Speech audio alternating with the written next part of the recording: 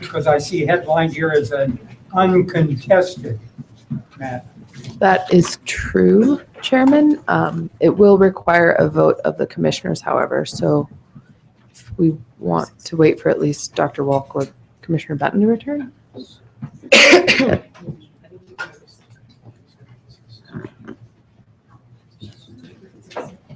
Excellent point.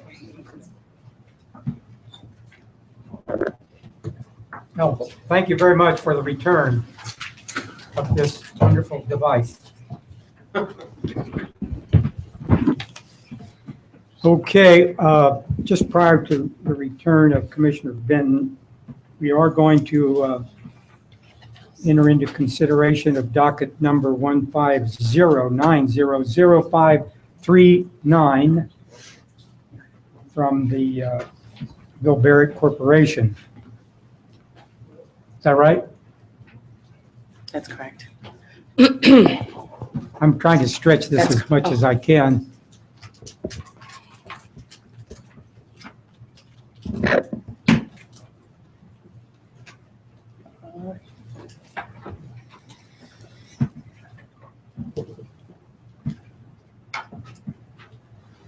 If you're willing to go ahead, even without Ben being right here, right now, Okay. and that would be okay with y'all, I think we could do that. I'll have about a 30-second introduction. So. Okay. Good. Good afternoon, Jill Durante, hearing officer. This matter comes before the commission on an application to establish an approximate 1920 acre unconventional resource unit for sections 10, 11, and 14, Township 6 North, Range 62 West, 6 p.m., and approve the appropriate number of wells within the unit for the production of oil, gas, and associated hydrocarbons from the Codell and Niobrara formations. There are currently 3 existing wells producing from each of the 640-acre units on the application lands, and 1 well producing from a 1,280-acre unit. We have requested that the allocation of production from any of the wells, including the existing wells, commence at the time of completion of the first new well within the proposed unconventional resource unit. Because this is an URU, an unconventional resource unit, we're requesting an annual review on the progress and the status of this unit. Staff has met with the applicant on several occasions, and at this time, we're recommending approval of the application. All right. Thank you, Mr. Yancey. This is Jill Fulcher with Beatty & Wozniak on behalf of Bill Barrett Corporation. And to my right, I have Mr. Ken Wanstolin, General Counsel and Senior Vice President for Bill Barrett. So as is typical with these unconventional resource unit applications, or URUs as we call them, even when they are uncontested, we come before you and give you an overall background for the reasons for the request, what our proposed operations intend to be for the subject lands, and then answer any of your questions. So that's why we're here today. Again, we don't have any protests before you. We're just here to answer questions, give you some general background. If I'm not talking loud enough, please tell me. All right, Mr. Yancey did a great job kind of explaining the overall requested relief in the application. We are requesting a 1,920-acre URU for sections 10, 11, and 14 of Township 6 North, Range 62 West. Similarly to every URU that's been approved by this commission, we are requesting the appropriate number of horizontal wells for that unconventional resource unit. At this time, Bill Barrett believes that that number will range to about 48 wells, and that goes to each bench of the Niobrara and the Codell for that 1,920-acre unit. But we recognize that development could change, so that is an estimate. We want that to remain a little bit flexible, as most URUs have done, or all URUs for that matter. The size and the configuration of this URU, this 1920, allows for the optimal number of short, mid, and reach laterals. And Mr. Wanstolin is going to explain sort of Bill Barrett's current position when it comes to maximizing mid and extended reach laterals in this area. So that's the driving force of the request for this 1,900-acre unit for this pattern is the optimal number of the mid and extended reach laterals. As Mr. Yancey said, we've requested to provisionally maintain the underlying drilling and spacing unit and pooling orders for the existing wells until we come back before you and request a pooling order for the 1920. At this time, we think that that is going to keep our payments very simple for those existing wells until we actually begin drilling the new wells in the URU. So we will come back before you and request that those orders, those 3 640-acre drilling and spacing unit orders and 1 1280 be vacated whenever we actually come and pull, and I'll talk about that here in a minute. At that time, we'll actually ask for the production for the existing wells to be prospectively reallocated based on the 1,920-acre unit that will hopefully be established here today and then subsequently pooled. We are asking for 460-foot setbacks from the unit boundaries, so standard here in the greater Wattenberg area. And we can tell you that Bill Barrett owns approximately 80% working interest in the entire 1920, so we are the majority working interest owner. I will also note that Bill Barrett provided notice of the application to all owners within the 1920, so that includes working interest owners, unleased mineral interest owners, and royalty interest owners. And with that, we still receive no protest. So we'll move on. We'll kind of give you a little bit of a larger scale overview of the application lands and then the areas immediately surrounding the application lands. I mean, ultimately, and we'll dive into this a bit more if necessary, but what Bill Barrett was facing was some constraints on future development, really meaning those optimization of mid and extended reach laterals based on the current well development in the area. So at that time, early on, actually, Bill Barrett requested a meeting with staff, and it was ultimately determined both by Bill Barrett and staff that the URU model really presented the best method for development in this area based on the current constraints that are posed by existing spacing and then the existing wells. So with that, I think I'll quickly turn it over to Mr. Wanstelen, who will kind of give you an estimate of the timing of Bill Barrett's plans for development. And actually, before we move on, Ken. Okay. I'll come back. Okay. Go ahead and do this. So really, well, actually, Ken's gonna, or excuse me, Mr. Wanstelen. You all know him as Ken. But Mr. Wanstelen will come back and speak to the timing in a minute here. Really quick, I want to just highlight, I know Mr. Yancey made it perfectly clear, but really quick, we'll highlight the existing drilling and spacing unit orders that pertain to each of these lands as it stands currently. Here on this slide, you see sections 10, 11, and 14 highlighted. They are currently spaced at 640 acres for Codell, or excuse me, for Niobrara, and there are existing wells in each section.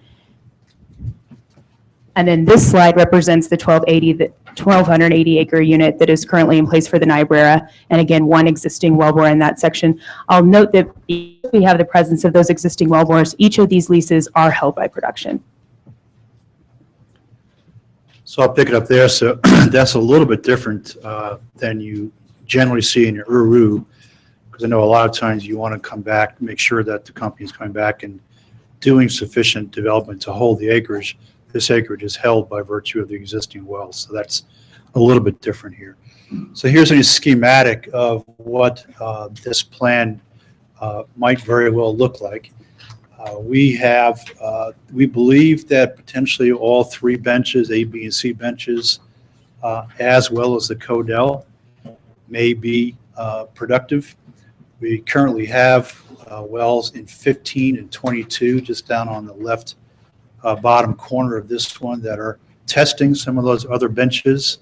So potentially, if that all works out, you see we've got then 12 short ones in the blue highlighting, 23 what we call the mid-reach, and we may be able to push those even further to the east to make them almost an extended reach lateral, and then 13 extended reach laterals. Total cost, and I had this slide redone about 2 weeks ago, $225 million project. As of this morning, that's about 90% of the market capitalization of Bill Barrett Corporation. I hate to say. So when you hear about betting the company, this is it. So why would we bet the company on this project? So just give you a little bit of background of where we've come in the DJ and the evolution of the extended reach lateral program. And you would see a very similar progression to this in the Bakken, in the Eagle Ford, and in the Permian. This is not unique to the Niobrara, but we're certainly deep into it here in the Niobrara. So you see we started with shorter laterals, fewer stages, less proppant, and year by year we've increased the length, and we've gone to more stages and more proppant, and importantly that we have moved from the sliding sleeve development which characterized these wells at the start to plug and perforate the wells. So our current model wells in 9,500 length, possibly longer, 55 stages, 1,000 pounds or more of sand per foot with perf intervals at 60 feet as opposed to the 240 we started out with. And importantly, we're using this controlled flowback method, which is also spreading through the patch. And I'll give you a little bit more background on all of those factors. So just to pass by quickly, this is a transient analysis. We've also done a lot of microseismic work. And, you know, what we found out is that in this shale rock here, we're looking at fracture half lengths of about 117 feet and drainage boundaries about 140 feet. So the key, it turns out, in the shale rock is not to have bigger fracs trying to get further out from the wellbores, spaced further apart. The key is to get your frac stages close together because you're not going to get very far out from the wellbore. So I want really 140 feet each way. Okay.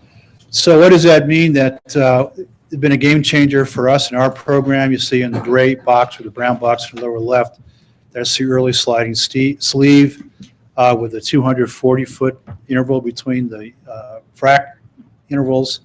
Now we're at the 55-stage plug and perf with 60 feet in between. And what that has done along with the controlled flowback is shown in the graph on the upper right. So we are seeing early on here almost a 50% increase in well performance in the initial 8 months. And the economics, the difference that makes the economics in today's price environment is incredible. So the controlled flowback, we were actually one of the first players in the basin to start experimenting with this. First thing is you want to maintain the pressure in the reservoir as long as possible, keep the gas in solution as long as possible, keep that reservoir energy there. So we control the flowback water at about 700 barrels a day for the first 30 days. And then we put chokes on these wells and we try to keep that gas under control. Ultimately, that gas will start to break out and you see the oil is building up all through that period there. And out about 100 days, you're seeing the oil hit its peak rate. 30-day peak month is going to be from 120 to 150 days. And this is generalized. And the gas is going up. And then at about 150 days, both the oil and the gas start their decline. So one of the things to notice there is that if you factor in, say, a 12-well pad at 15 days apiece to drill and complete, that's 6 months of drilling and completion. And then you've got this controlled flowback on here. So you're looking at another 3 to 4 months out before you're hitting your peak production. So you're looking 9-10 months out to start really getting your recovery on these wells. So from our standpoint, most of our 2016 production is already baked on what we drilled in 2015. And it's only those wells we drill in the first quarter of 2016 that will actually come into our meaningfully in our 2016 production. And that was the same coming into this year. So that's one of the reasons why you see we need to get this drilling and spacing unit, this URU, established here at the end of 2015 because it's such a long lead time. It's such a huge investment in terms of the market cap of the company. So that's why we're here well in advance for that. So what does that translate to into numbers? Pretty encouraging here. So you'll see at different oil price scenarios, today we're running between 45 and 50. We're looking at an internal rate of return between 23 and 30%. And if we can get that oil price back up even into the 55 range, getting a very healthy internal rate of return. Fortunately, we were able to hedge into 2015 about 90% of our oil volumes at $85+. And we have taken advantage of occasional windows that we haven't seen one recently. We've got about maybe half or a third of our 2016 production hedged at $73, I believe it is.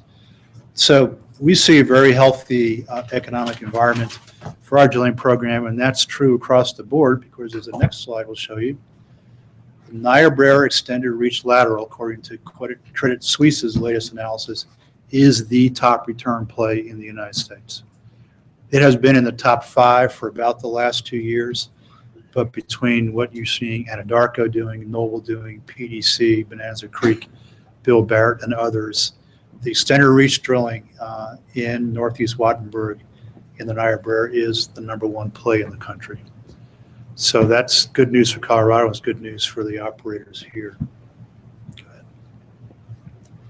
And I'll just wrap up by saying by the time we produce these, sometime in 2017 or maybe even early 2018, we will be producing this into what we're now calling our eco-setting production facility.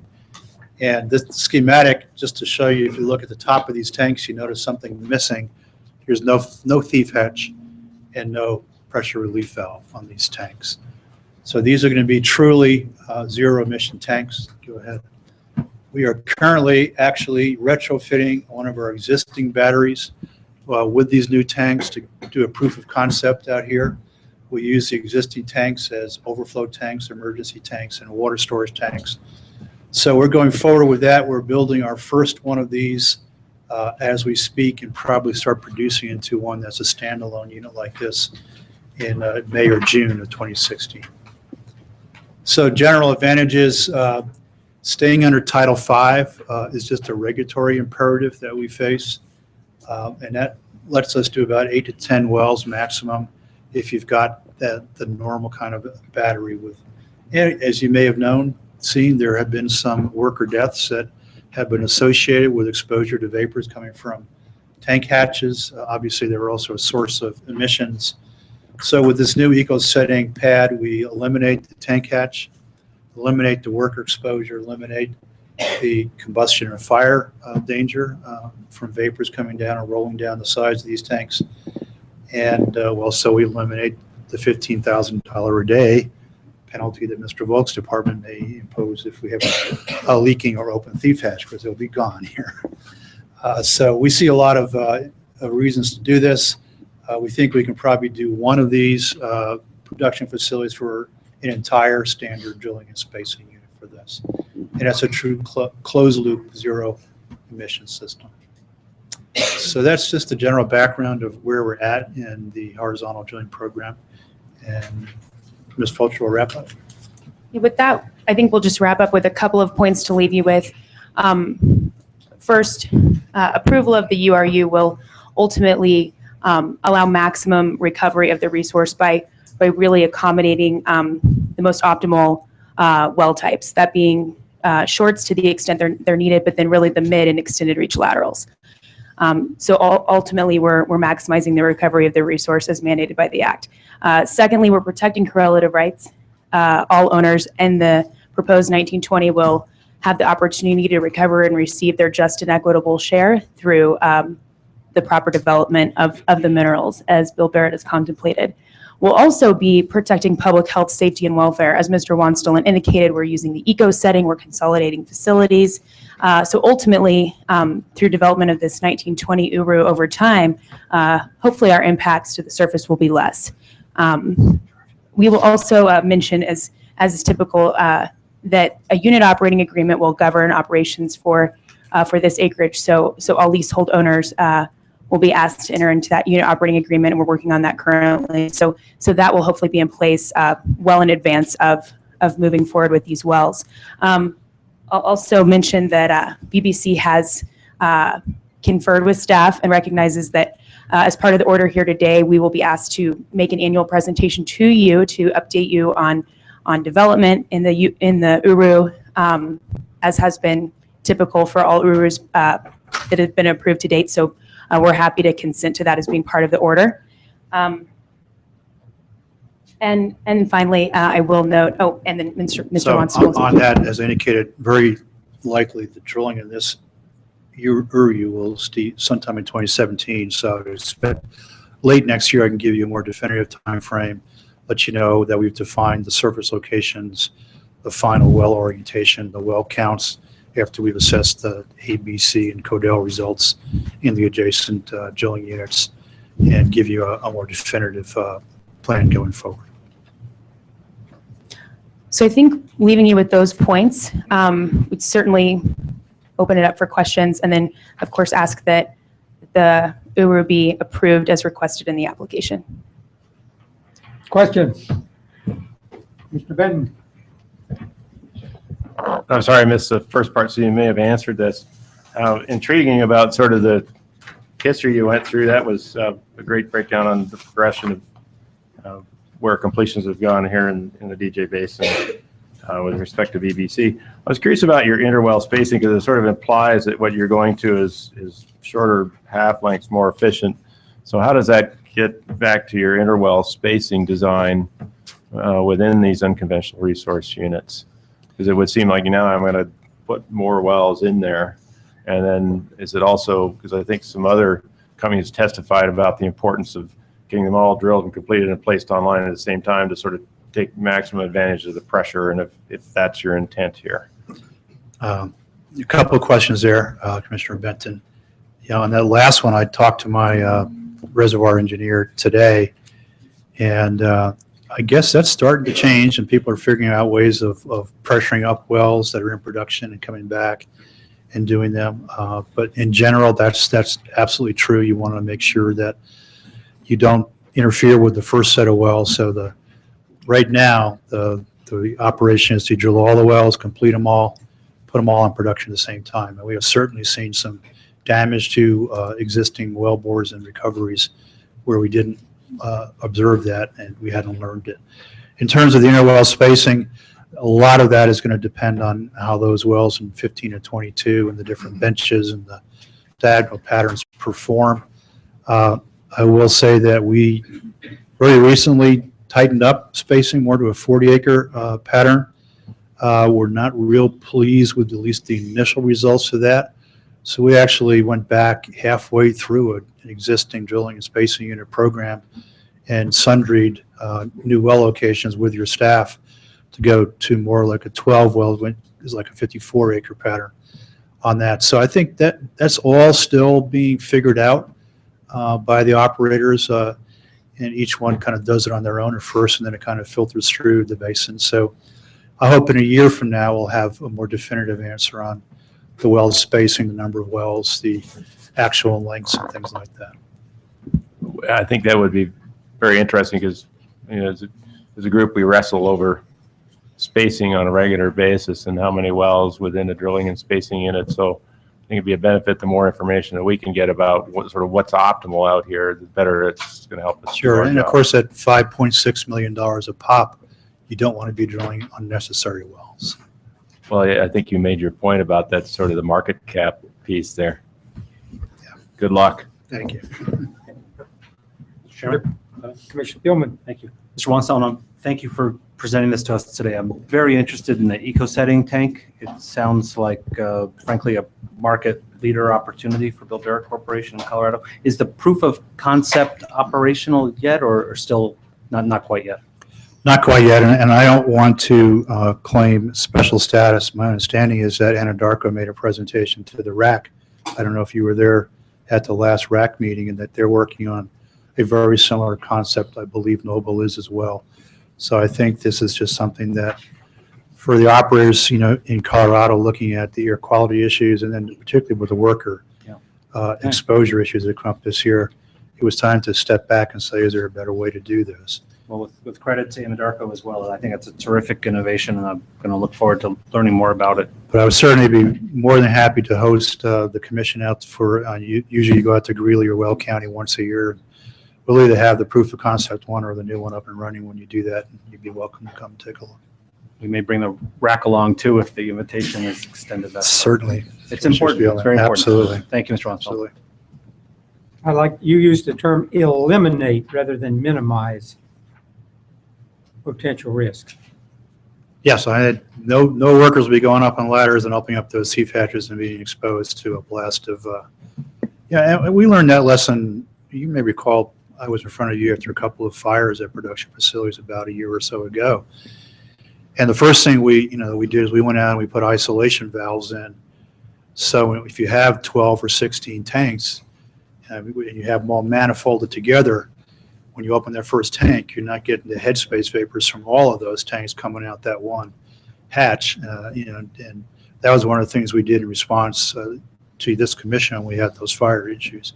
But this is certainly going, the next generation beyond that. Wonderful. Thank you. Thank you. Other questions, comments? Is there any suggestion on what the appropriate action would be to this request? Should we, I believe it would become in the form of a motion for approval? Yes, sir. That's my So understanding. moved, sir. Okay, we have a motion to approve this URU Mr. Chairman, I would second that. and a second. Any discussion? All those in favor indicate by saying aye. Aye. Opposed, same sign. It stands approved. What's the name of that big monolithic rock in the middle of Australia, the Aboriginal name? Ayers Rock? No, the Aboriginal name. Iluru. Thank you. That was not German. Would we have to revote now, since they didn't know? Thank you, commissioners. I don't know. Council got that for us. Okay, we're only 2 hours behind. Docket number 151-00664, Red Mountain Resources.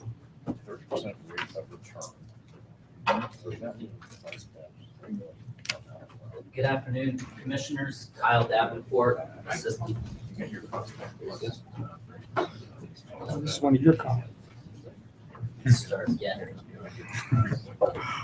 Oh, Good afternoon, Commissioners. Kyle Davenport, Assistant Attorney General here on behalf of COGCC staff.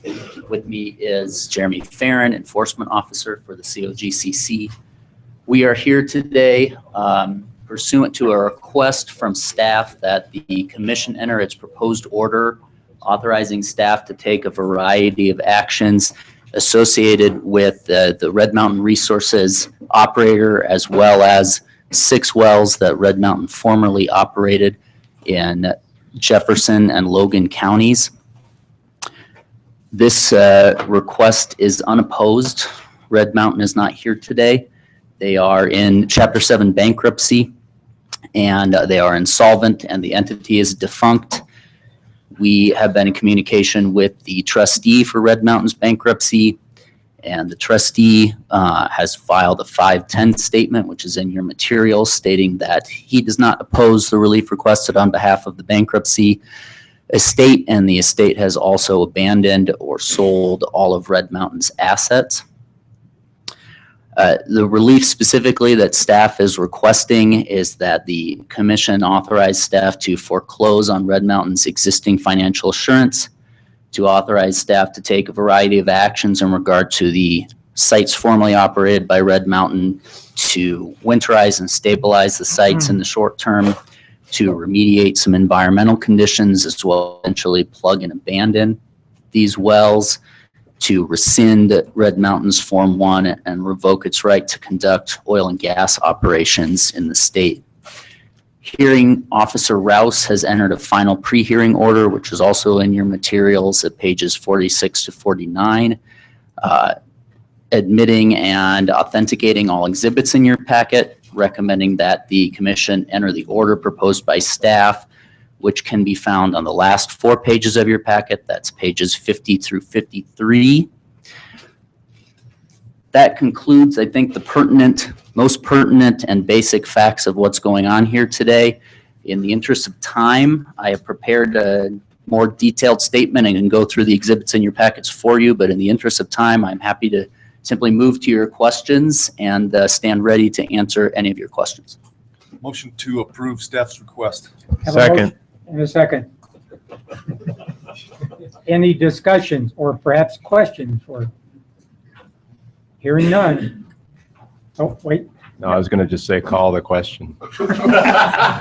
Messing around. Motion and a second. Those in favor indicate by saying aye. Aye. Opposed, nay. Request is approved. Thank you very much for your hard work there. Thank you.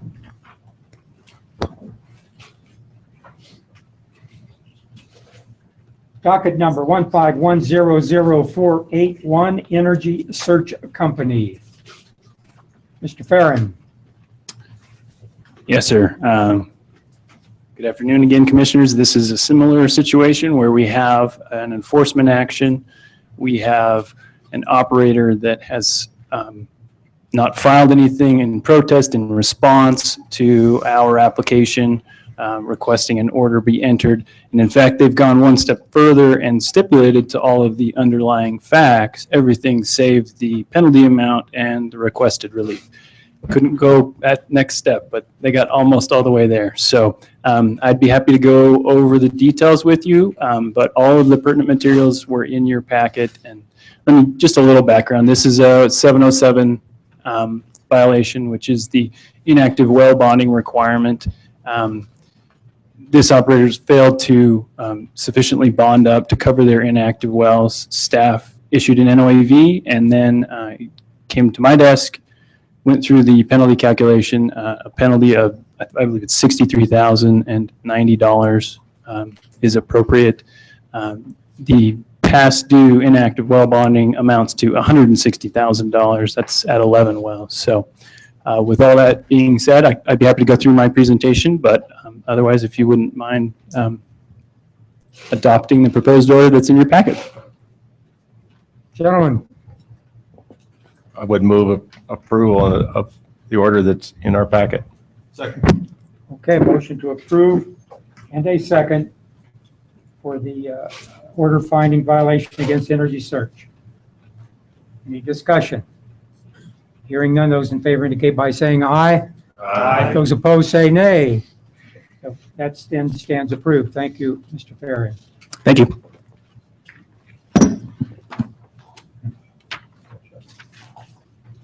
General hearing matters. Docket number 151000665 and 151000666. Synergy Resources Corporation.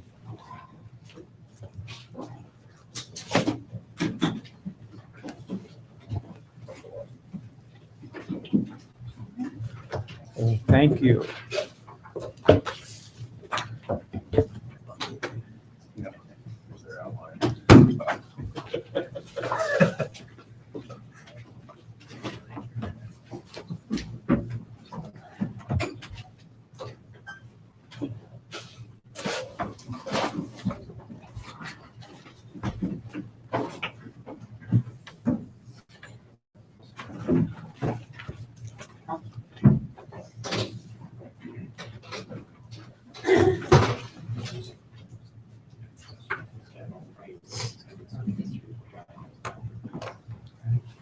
Right now, this is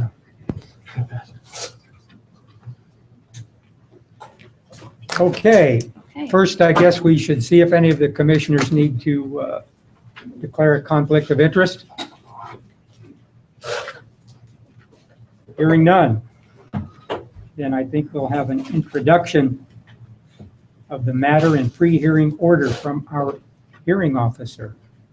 Good afternoon, once again, Commissioners. My name is Jennifer Bach. I'm the hearings officer. This matter consolidates docket numbers 1510-00665 and 1510-00666, Synergy's two applications. The first is for an order to reinstate 8 wellbore spacing units, which were first approved and then suspended in April of this year following an objection by Briller. And the second application is for an order pooling all interest in those units and subjecting non-consenting interest to cost recovery. Briller timely filed protests in both applications. A pre-hearing conference was held, and you have in your packets a staff recommendation for approval of both applications for spacing and pooling. Each party has 1 hour to present its case. Okay, we'll begin then with Synergy's opening statement.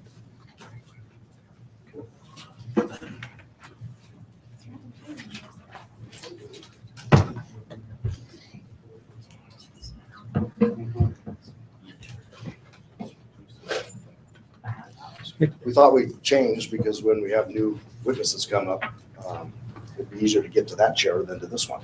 We don't want the hot seat to get too cool, huh? That's correct. If we do have several witnesses, maybe we could swear those all in right now. That would be helpful. Each of you would raise your right hand, please.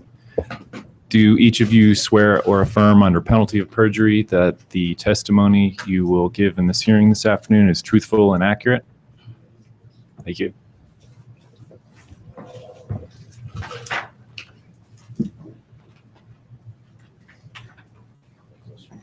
Commissioner Compton and remaining members of the commission, I'm Randy Feuerstein with Dufford & Brown here on behalf of Synergy Resources Corporation, the applicant. Present with me is also Fritz Gans of our office, and Mr. Rasmussen from Synergy Resources Corporation is here, along with Ed Holloway from Synergy Resources Corporation.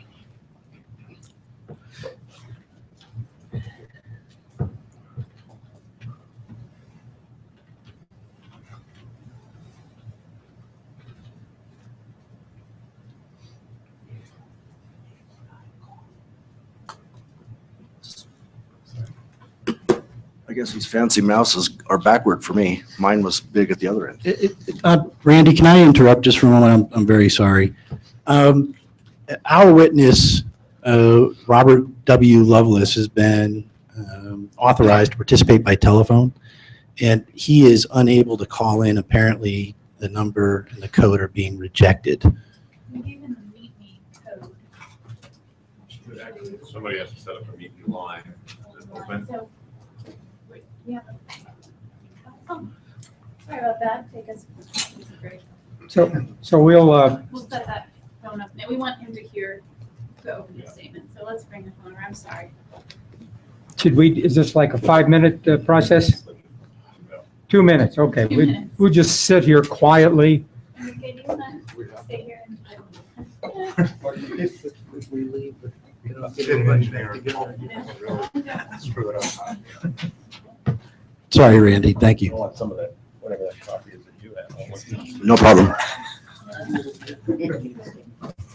I'll have whatever she's having, I remember that. Different movie. Yeah. Anyone? Yes, that's good.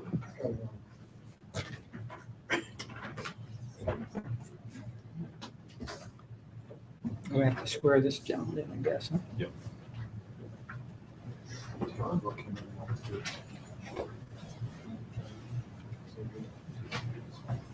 Try the other plug because that's cool. You have any left? You have a light on it? Yeah. There's a red light. Oh, here it comes. I was like, this is good. Like phone number? You just have to open up the meeting line and press 7641.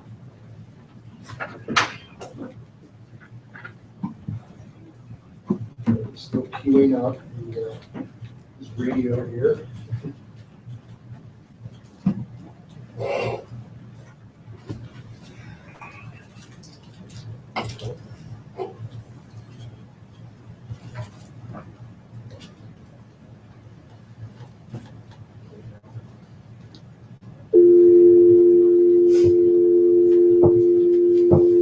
What? Meet line. 7641. So we have to open it and then we can call in. Yeah. So you can call in now. Just calling to the main number.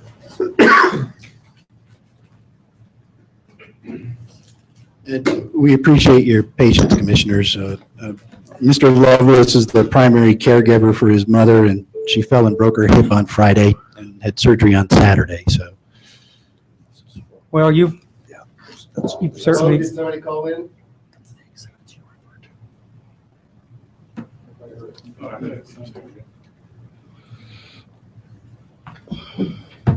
Ms. Murphy, I noticed we have an email from you regarding some exhibits.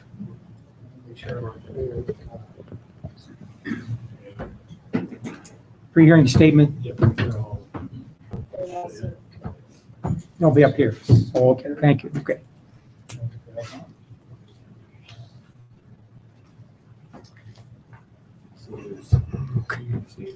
Connected, or is anyone there? Okay. I don't know why she sent these out at 8:44. Hello? Hello. Finally getting through, sir. I apologize. It's been rather difficult. All right, I think we're ready to get started. I think they'll start opening statements. So if you can hear us, we're good. Hearing you very well. I hope others will be the same. Can we turn it up a little bit? Go ahead, speak one more time. I'm speak in what regard? Who I am? We're just testing the sound. That's very good. Oh, okay. First thing we would like to do is swear you in as a witness, please. Yes, Mr. Lovelace, my name is Jake Matter. I'm the Assistant Attorney General that represents the Oil and Gas Commission. We just previously swore in all of the other witnesses sitting in the room here. So if you would raise your right hand and do you swear or affirm under penalty of perjury that the testimony you will give this afternoon is truthful and accurate? And if yes, please say yes. Yes, I do. Thank you very much. There are about 30 people in the room here, so I think we're going to start with opening statements. Very good. Thank you. Thank you, Mr. Matter. Mr. Lovelace, it's Randy Feuerstein with Dufford & Brown on behalf of Synergy Resources Corporation. Synergy has brought the commission spacing and pooling applications for 8 wellbore spacing units in portions of Greeley and Weld County.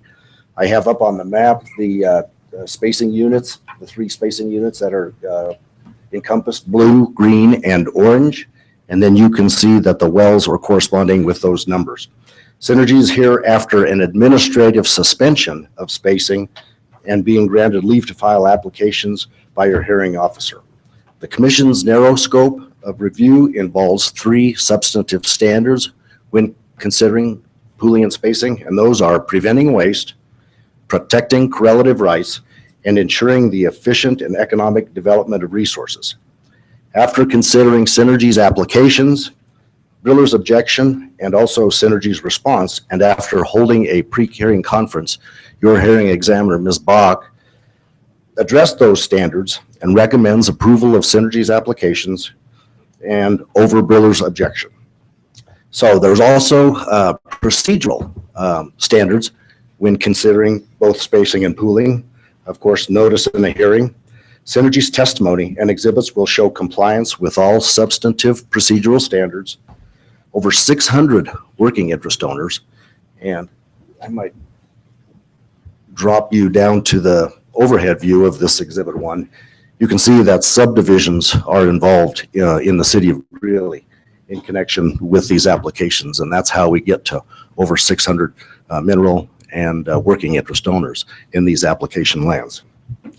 So we gave over 600 items of notice, or notice was provided to over 600 working interest and mineral owners, and also to royalty owners, including Briller as a purported working interest owner. And that was given on August 7th of 2015 by offer package. And then also the applications themselves, the spacing and pooling applications, were mailed to those 600 interested parties, including Briller, on September 18th. So after having provided all that notice, we have one objector, and that's Briller. Now, the what we've denominated here in pink, that's the area of dispute with respect to which leases are in effect. The Briller leases that were granted in 1982 or 1980 and 1985, and Synergy leases that were granted in 2014. Synergy was also a party to a lease in the disputed lands back in 2009 under an assignment from City of Greeley lease. So what we have are 2 operators who have a dispute over lease validity, and that dispute is being litigated currently in the United States District Court, federal court. It was started in Weld County District Court and then removed by Briller into federal court. So that the lease validity dispute is shown there with the pink, and then also Briller has made counterclaims against Synergy on the subject that you heard just a little bit earlier this afternoon regarding trespass. So 318 limits the 318 has Rule 318A has specific limits on what can be included in an objection, and one of the limited areas that can be examined are the informational requirements that are included in the notice. And then you can also have technical objections on two of those substantive standards that I mentioned earlier, waste and protection of correlative rights. There's one other technical substantive objection that can be raised by Briller, and that's whether or not the applicant has is an owner as defined under the Act. Let's talk a little bit about pooling standards. Pooling adds the component of offer packages, and those include AFEs to working interest owners and also to mineral owners. And then they also receive lease offers to unleased mineral owners.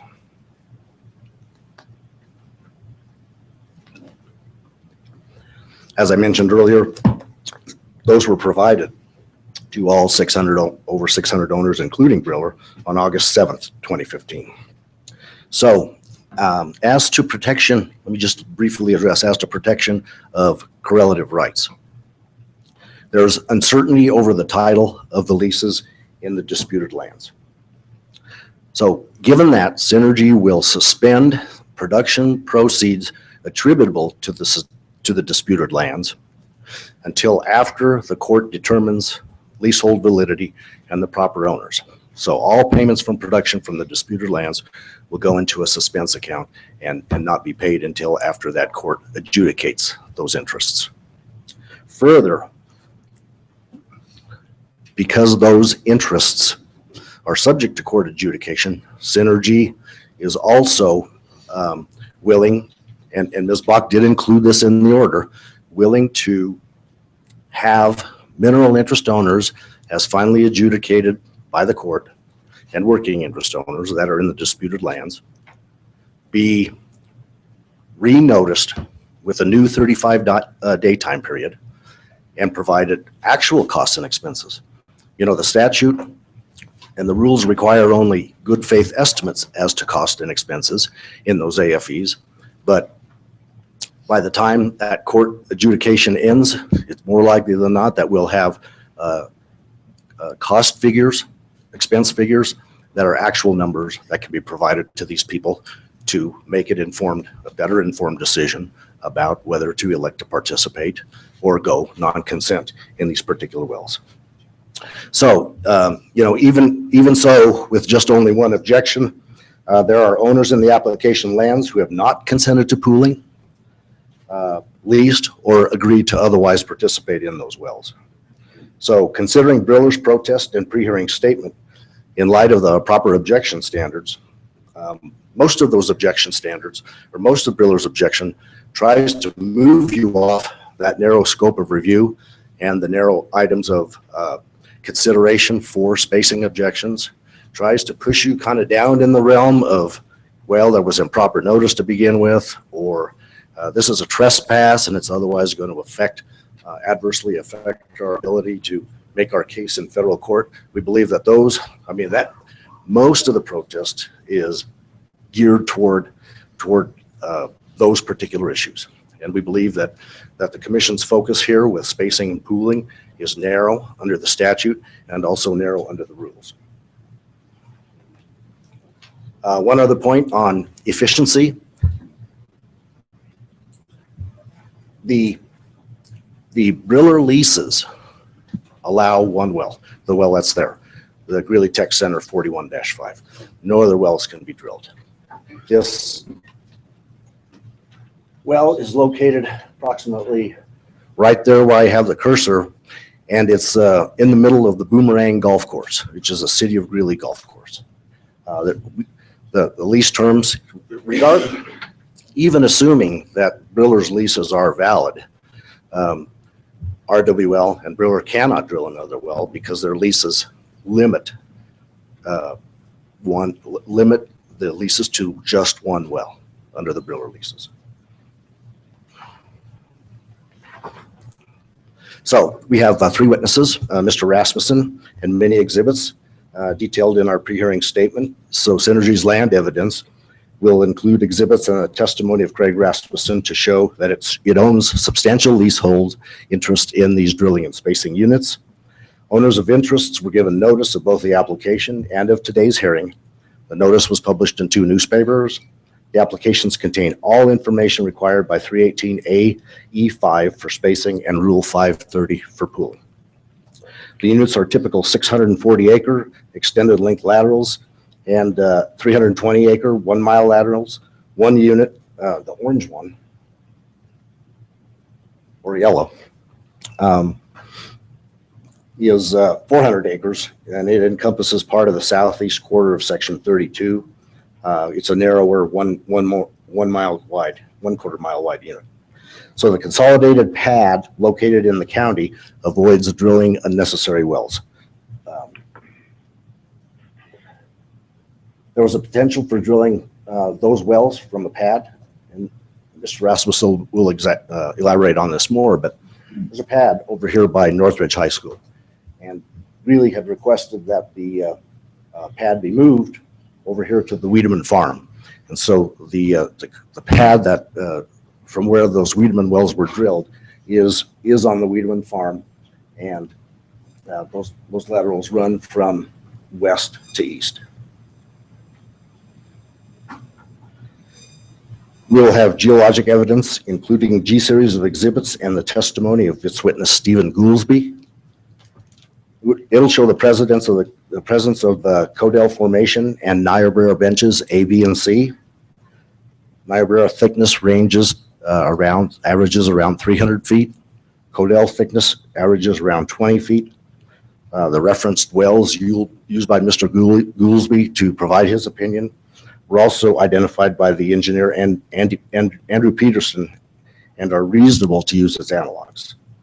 Both formations are common sources of supply in the application lands. Adjacent lands have been previously spaced by the commission on a similar acreage basis to the application lands.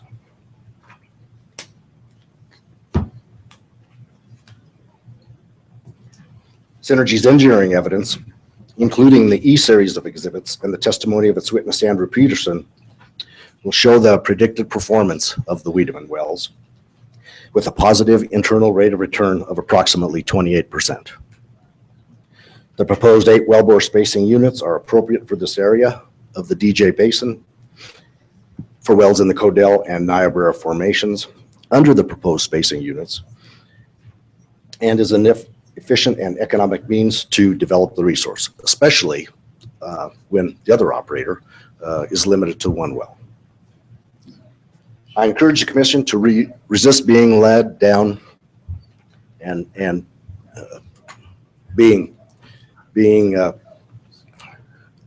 too concerned with trespass issues and lease validity issues, because those are proper for adjudication in the district court proceeding. And we believe that when you consider the spacing, the pooling standards that are provided by statute and by rule, that Ms. Box recommended approval of both applications is proper. And I'm available for questions. Any pertinent questions? Not pertinent.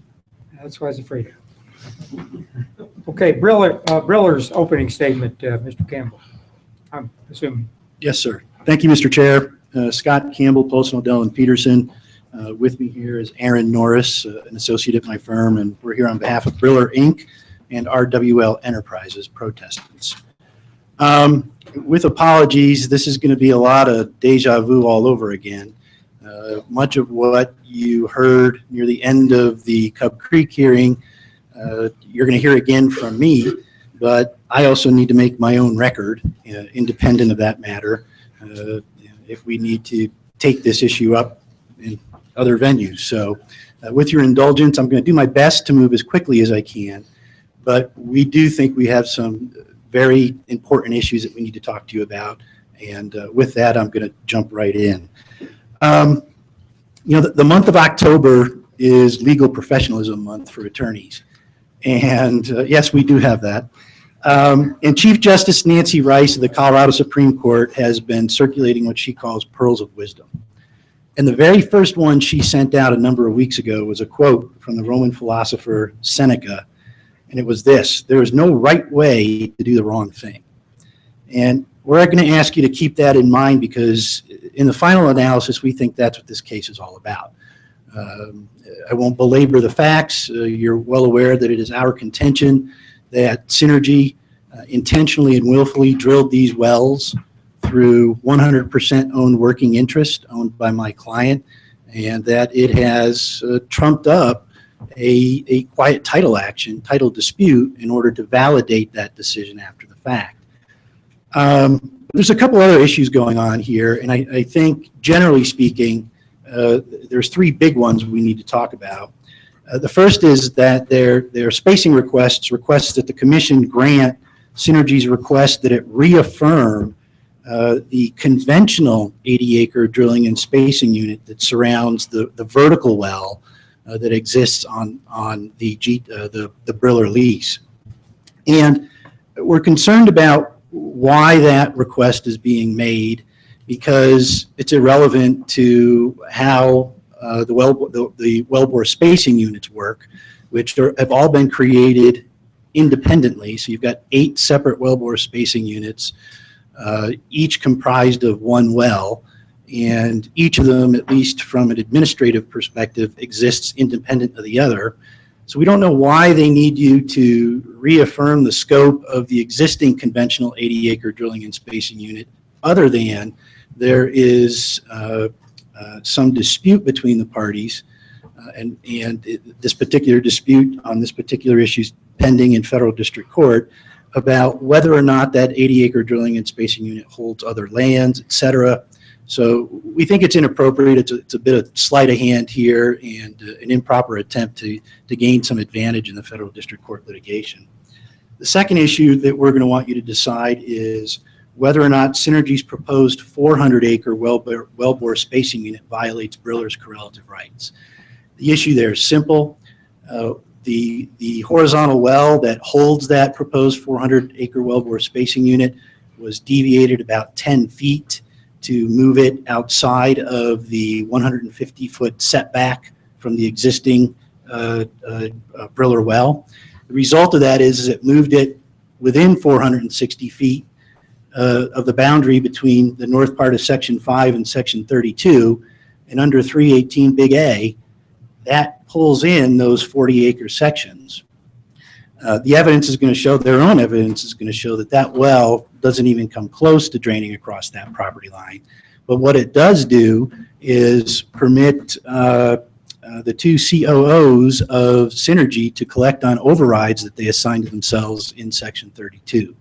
So we don't believe that that 400-acre wellbore spacing unit is appropriately sized. It violates correlative rights. And if you're going to space, we think it should be a 320-acre wellbore spacing unit instead. And finally, let's get to the nub of all this. The big question for us is whether Synergy spacing and pooling applications should be denied, or if granted, whether there are appropriate sideboards that can be placed on those orders. And on this last issue, there's a number of concepts that we'd like you to keep in mind while you listen to the evidence and deliberate on the issues. The first is, there really is nothing bombastic or improper or intimidating about Briller's protest. For almost a year now, we've been asking Synergy to explain why it incorrectly told you that all owners had been notified of their intention to create wellbore spacing units when it was clear they didn't do so. Synergy never offered us an explanation. We've had 2 pre-hearing conferences with staff, and in both pre-hearing conferences, we repeatedly stated that Synergy intentionally misrepresented to you that it had provided notice to all owners. Synergy never denied those statements made by us, never challenged those statements. And one point behind having a pre-hearing statement is that you're supposed to get all the issues out on the table, figure out whether or not there's anything we need to be fighting about and see if we can move forward and avoid wasting your time and our own time. So we never got a response to that after all this time. Now, there are numerous reasons why we believe we could legitimately make those statements. We're not going to have the time to discuss all of them here today, but Briller is here in good faith under the sincere belief that Synergy is trying to use the commission process to hijack its leases out there. Some other concepts we'd like you to think about, and this is going to get us into the trespass issues. First, we really do believe that forest pooling is discretionary. It's not a check-the-box exercise which provides an applicant an inalienable right to forest pooling. It's intended to be a reward, not a tool for bludgeoning your way onto another person's property. We think that the provisions of 3461.16 subsection 6 clearly support that proposition. That section of the pooling statute says that in the absence of voluntary pooling, the commission, upon the application of an interested person, quote unquote, may enter in order pooling all interests. May. Doesn't say shall, may. And it says that every such pooling order shall be made after notice and hearing upon terms and conditions that are just and reasonable. You discussed that in the Cub Creek case. And we've got an important conjunction in there. And that afford the owner the opportunity to recover without unnecessary expense his just and equitable share. That's not the only touchstone by which you judge and evaluate whether or not forest pooling is appropriate. That conjunction is important. It's meaningful. You forest pool in your discretion on terms and conditions that are just and reasonable, and on terms and conditions that afford everybody the opportunity to obtain their just and equitable share. Third, let's talk about this concept of prejudice to Briller, or lack of prejudice to Briller, and the role that may or may not play in whether or not you should approve their forest pooling application. I want to be clear, Briller is not trying to block completion of the wells. We've been very upfront with staff about why we're here, and we're being upfront with you. We're attempting to preserve Briller's common law claims of trespass against Synergy because in federal district court, because of the absence of Colorado case law addressing the scope of your authority on this issue and the consequences of a forest pooling order. We're concerned that because of that uncertainty, you could inadvertently, through approving forest pooling, wipe out this trespass claim. And unlike the Cub Creek circumstance, where at least they came into you first and said, look, here's the problem, here's what it is we'd like to do, they're trying to justify their actions after the fact. And again, we don't believe that there's a right way to do the wrong thing. It's too late. The path has been set once they assume the risk of drilling those wells without adequately investigating the title, or in my client's view, after they intentionally did it to hijack his lease. Now, Synergy wants to argue to you that to deny its forest pooling application is the functional equivalent of granting a court injunction, and that there's a district court process that we're required to comply with instead. Well, that's a two-way street. If your forest pooling powers really do allow you to let somebody else physically enter upon another's property to produce their solely owned minerals over their objection, then forest pooling here, retroactive to the date costs were first incurred, has the potential of forgiving their trespass. Again, we submit, based on the arguments and authority we provided to you in our pre-hearing statement, that you don't have that authority, but we could talk about that later. In any event, Synergy laments that denying or staying forest pooling improperly preserves the status quo. And what do we mean by status quo? Well, preserving the status quo means that you're not picking a winner or a loser here today. The district court is. But if you grant the forest pooling, you might be effectively deciding the federal court case without ever letting any of the parties conduct discovery on the issues as part of this proceeding or the court proceeding, and without ever letting the parties put this case before a jury. And counsel for both parties believe that this is going to be a 2-week trial, so there's a lot to talk about and a lot to do. We've had no discovery here, no opportunity to explore or rebut some new Synergy claims and purported explanations that they've never offered up before until they filed their response to our pre-hearing statement on Wednesday. And they want you to decide all of this in under 3 hours. And make no mistake about it, it's them It's Synergy who wants you to decide the trespass case. They've already stated in the joint scheduling order we filed with the court on Friday that forced pooling here is going to wipe out our trespass claim in federal court. And we're not here just because Synergy wants you to allocate costs in production. They're telling you here because it believes it needs forced pooling in order to complete the wells. That's what they're telling you they need. The premise of their forced pooling application is a confession that they never had owner authority to be there in the first place. Why can I say that? Because it's undisputed that even if my client's lease terminated, as Synergy alleges, Synergy would have then been required to put all the unleased mineral owners on notice, and it admits it didn't do that, although you'd be hard-pressed to find that. It's not in its statement of facts. It's buried in page 15 of their argument in their response to our protest, incorporated by reference into their pre-hearing statement. So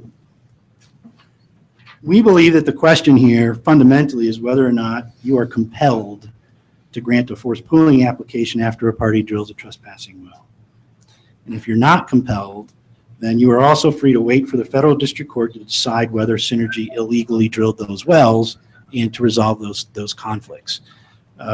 Mr. Feuerstein said in his opening statement that that's where this should be decided. But in effect, they're asking you to make those decisions and preclude us from moving forward with those factual disputes and legal issues with the court. And finally, and I appreciate your patience, in light of some of the questions we heard and some of the responses in the Cub Creek matter, we thought it was important to talk about trespass a bit. What is trespass? It's a tort. And I know that's a phrase that you hear us lawyers throw around a lot, but it's important to understand what a tort is. And a tort's a wrongful act or infringement of a right. It's not contractual. They're wrongs that society punishes or rights that society protects based on the human experience over hundreds of years. And here in the U.S., after we freed ourselves of the yoke of the European real property ownership system, where only the elite owned property ownership is sacred. There are reasons why we have sayings like a man's home is his castle. And although the government, through the exercise of its police powers, has the right to manage at some level how you avail yourself of those property rights, that's not the issue here. The issue here is not whether or not the state government, within the confines of the state constitution and the federal constitution, could control or allow somebody to drill a well. It's whether or not they delegated that power to you. And we submit, based on a clear reading of the Colorado Oil and Gas Conservation Act, that power has not been delegated to you. And we think that's self-evident when you look at the fact that this act was enacted in 1951 at a time when there was no such thing as horizontal wells. All you had were vertical wells. And what the act did, it didn't authorize people to enter upon property solely owned by somebody else to drill wells. Forced pooling is a response to spacing, which was a modification of the rule of capture. The problem that forced pooling addresses is that it doesn't let the adjacent property owner in a spaced unit drill his own well. That's an entirely different animal. So we would submit to you that some of the concerns, perhaps Commissioner Allward, that you had about whether or not this would create chaos are unmerited. And particularly given the fact that, and honestly, if we do end up with those kinds of problems, then the legislature should step in and correct it and explicitly delegate that authority to you, but we don't believe it has. So I've talked longer than I wanted, but I'm actually trying to speed things up, believe it or not, and eliminate maybe some other things we need to talk to. So with that said, we're ready to proceed. Thank you very much for your patience and time. Thank you, Mr. Campbell. To allay your fears of being able to get all of your points on the record, my understanding would be all the written material that you've submitted is already a part of the record, so that may help you move right along and stay within your 60 allotted minutes. Okay, Synergy, case in chief, you have some witnesses, I suspect. Yes, Craig Rasmussen's our first witness. And am I to understand that all of the exhibits have been admitted? We don't need to move their admission? And if we've included them as part of our pre-hearing statement, They have been included, yes. They've been provided. but not admitted? That's up to you guys. If it's reciprocal, then we're prepared to stipulate to admission. Okay, we'll do that. And Okay, then we'll, so be it. okay. Mr. Rasmussen, please state your full name for the record, please. Correct. Hit it again, you'll see the green light come on. There we go. That's great. Thank you. Craig Dwayne Rasmussen, I'm the Chief Operating Officer of Synergy Resources Corporation. How long have you been with Synergy? So just over 7 years. And what are your responsibilities as Chief Operating Officer? I manage every day of the operations and overseeing the land department as far as our forecasting and decisions on orientation of wells and surface locations that we're going to utilize to then obviously working with the contractors and the rest of our staff to once a lease has been secured and a APD has been granted to and prior to that obviously surface use. But with that being said is the everyday of drilling and completion of our wells and production. Have you held any other positions with Synergy? I was hired as the manager of land and then manager of land and field operations upon our initial drilling in late 2000. Synergy was formed in mid 2008, and we drilled our first vertical directional pad in late 2009. And then vice president of operations, and then for the last 2+ years, the chief operating officer. Yeah, if you could turn to Exhibit 6 in that notebook. Please identify that for the commission. That's my curriculum, my resume, my curriculum VT. Prior to joining Synergy, did you have any other experience in the oil and gas industry? I did. I was a land negotiator for PDC Energy, and I was a right-of-way agent for DCP Midstream. Are you familiar with Synergy's applications for spacing and pooling? Yes, sir. Turning to Exhibit 1, is this a document you've seen before?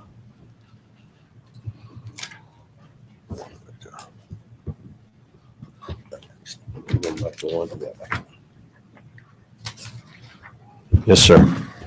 Would you please explain that document for the commission? It shows and identifies with the green box, the 320 acre spacing that we pooled initially or spaced and pooled our APDs under when they were initially approved prior to drilling these 8 lateral wells, the 320 acres for the 4 southern standard length laterals, 1 mile laterals. And then the originally was going to be a 640 for the northernmost wells, the 2 mile laterals. And as Mr. Campbell stated earlier, we had to deviate the drilling of that, and it ended up pulling in the southeast quarter of Section 32. I would say, I guess, and I don't know if this is the forum to say it, and it's the first time I've ever sat in one of these hearings, but that was my call and strictly my call. Our CEOs that have an override, I didn't even realize they had overrides in some of our initial vertical programs. Those leases are held by what are those vertical wells in the southeast of 32. So it was a call made in order to get the APD approved and get outside the 150 feet, exactly as Mr. Campbell stated, was the only way we would get that approved by the commission. And so what was the reason for making the deviation for that northernmost well? We had to drill around, if you will, that existing vertical well bore, and that put us within the 460 of that northern mineral lease line. Did you have discussions with RWL or Briller in connection with these wells? You know, I believe so, but definitely in regards to the wells, as far as whether in regards to deviating around that, there was many conversations. We had a long dialogue of trying to purchase this 80 acres and that vertical well bore from him. And what kept that and shut down those conversations was the fact that our drilling title opinion came back to us in mid-2014 stating that that lease looked to be null and void for non-production under its own terms with a very strict lease. So we reported that back to Mr. Lovelace, Briller at that time, and the talks at that point obviously went south because it was going to be a financial, decision for him whether he wanted to divest that 80 acres and that leasehold. And then at that point, obviously we were talking to him about participating and overrides and alike. And again, the discussion went south at that point in time as soon as it was deemed on our side, if you will, that the lease was null and void under its own terms. And that's when you made the decision to move the northernmost well 150 feet north. We knew at that point, obviously, that the conversations were not in line, and that we certainly would not get a waiver executed by Mr. Lovelace at that time. So yes, we drilled, as Mr. Campbell said, we were about 10 feet away from, we were 140 feet away, and we were 140 and some change, 1, 2, 3 feet, 141 or 2, 3 feet, and we just moved it 10 feet north to make sure that we stayed without under the regulations in order to get that well drilled. I'd like to have you turn to Exhibit 2.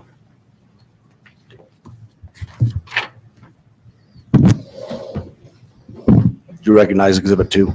Yes, these are the mineral owners within the 640 acre unit. And Exhibit 2, this list of owners was also included, was it not, in your applications for both spacing and pooling? Yes, sir. And Briller and RWL and Mr. Lovelace are included as noticed parties on these list of owners? They are, yes.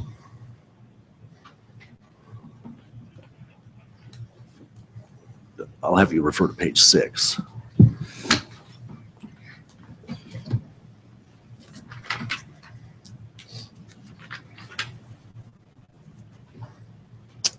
You've got Robert W. Lovelace, Scott M. Campbell as attorney, Briller Incorporated, Briller Incorporated again, and Robert W. Lovelace again, obviously duplicates for the pooling and spacing.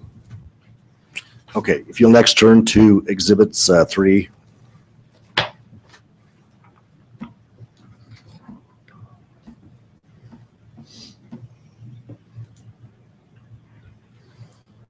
With 600 interested parties, there's a lot of pages to scroll through. Do you recognize Exhibit 3? I do. Could you explain that to the commission, please? That's just the affidavit that we mailed those out and obviously executed by our attorneys that processed that for us.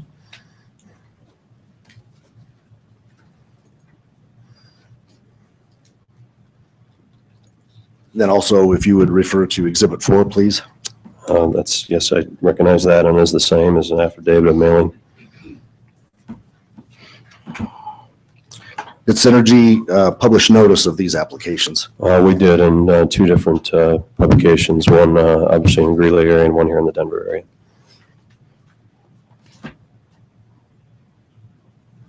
If you could turn to Exhibit 5.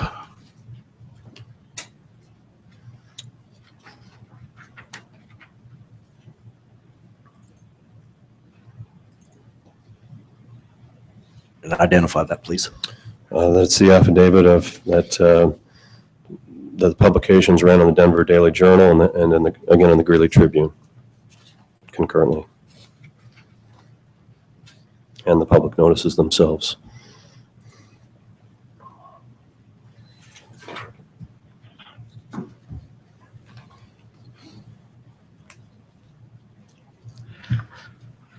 Mr. Rasmussen, how does Synergy plan to deal with production proceeds pending a court ruling? In regards to this, obviously, if we go back to, if it's easy or not, I'm not sure, but the map that shows the disputed 80 acres, Synergy owns the leasehold in the west half northeast quarter of Section 5, we have one producing well there that was drilled in 2009 and went to production in early 2010. That holds that stand up 80. We have all those directional wells off of our Northridge pad that's under Northridge High School and District 6 Stadium and Winograd Elementary School, and then a small chain of subdivision, which would be the northwest quarter of Section 4. We have traded and have some participation from other working interest operators in the northeast quarter, so we have a good percentage of the minerals in the northeast quarter. And then we have the majority of the minerals in the northwest quarter of Section 3 being Kelly Farm subdivision. It would be our position, obviously, that we would hold in suspense, i.e. an escrow type account on that 80 acres until the courts deem the validity of the Brewer lease.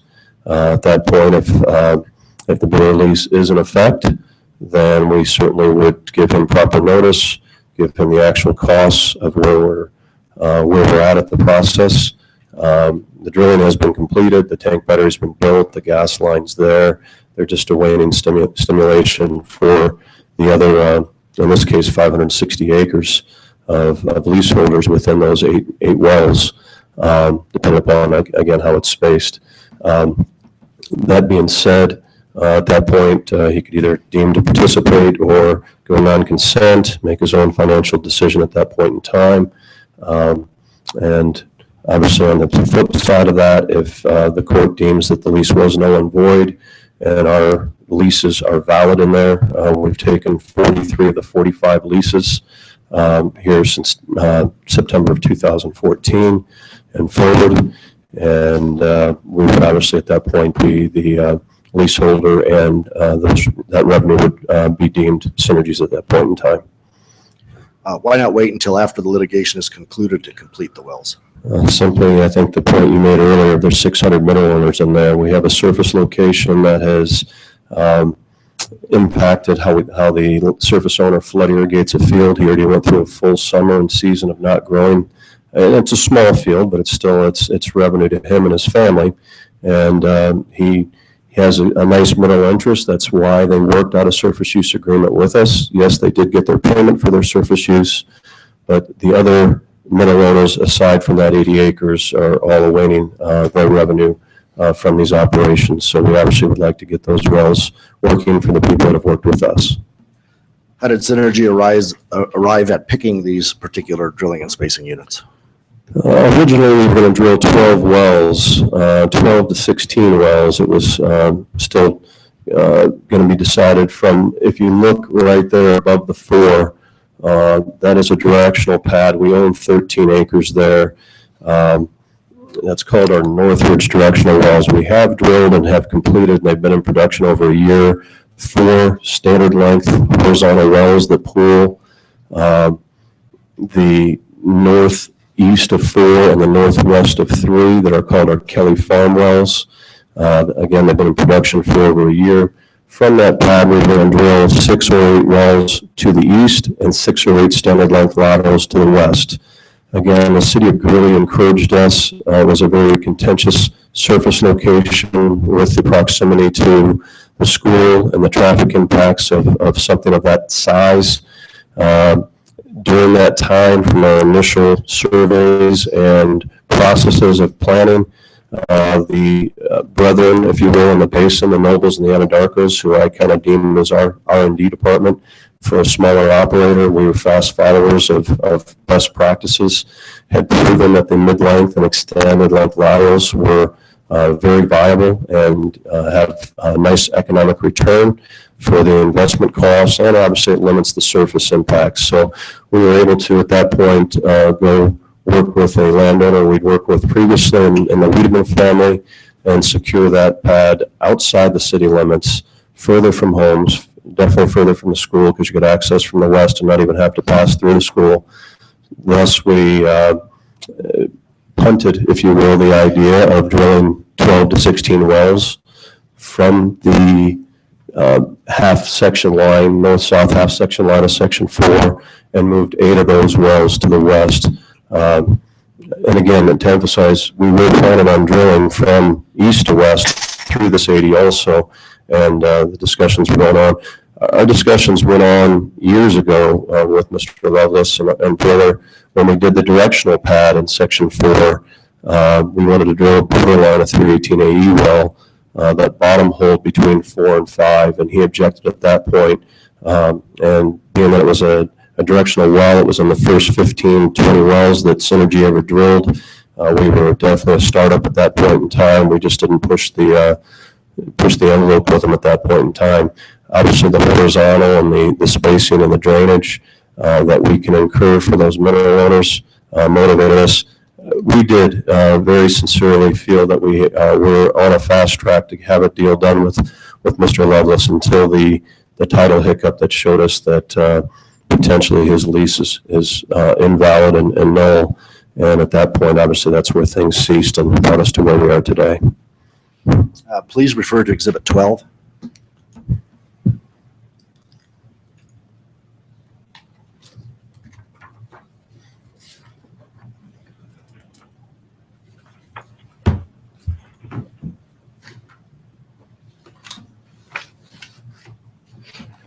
Let's call it up there because my 12 is probably beyond it. Let's see.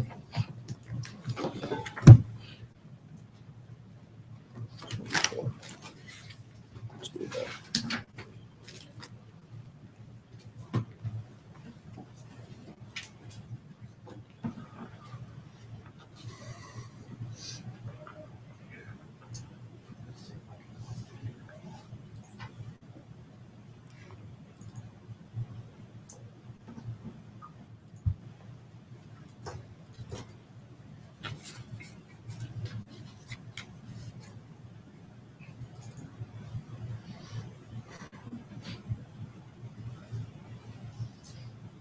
Well, for some reason, members of the commission, my 12 isn't the 12 that's in the exhibit package or included with our pre-hearing statement.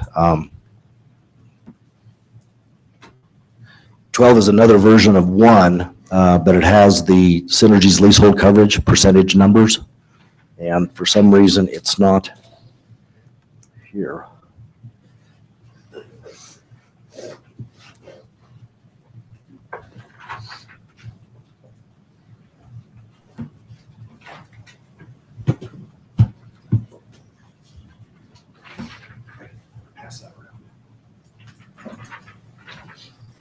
Okay, if you could describe the leasehold coverage that Synergy has in the drilling and spacing units.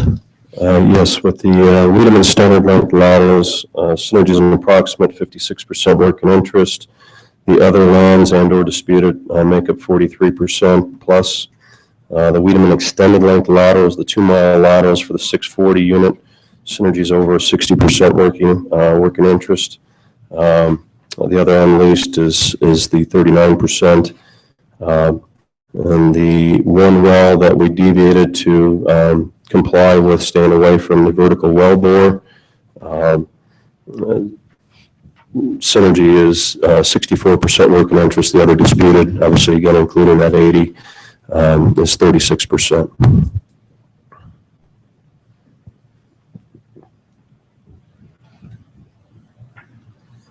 Now, if you could turn to Exhibit 7.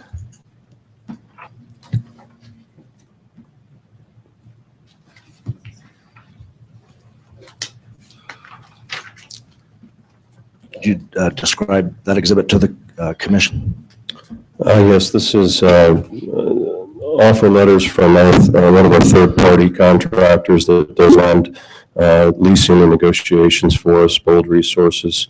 And obviously, it's an offer letter explaining the lease process and or the forced pull process, the ability to purchase minerals if they deem that they don't want to be a royalty owner and just want to divest their interest altogether. So it's just a standard letter we send out, especially in these areas of multiple mineral interest owners. Okay, and if you'll continue to page through the exhibit.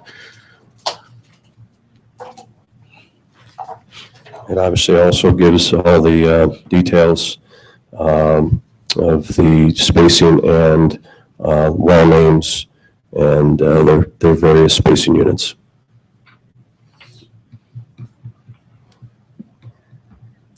You were referring to Exhibit A, were you not? Yes.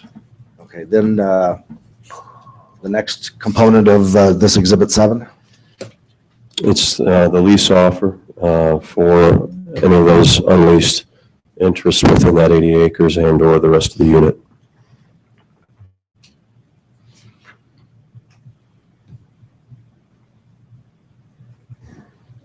And then paging down, if you could get to the tables.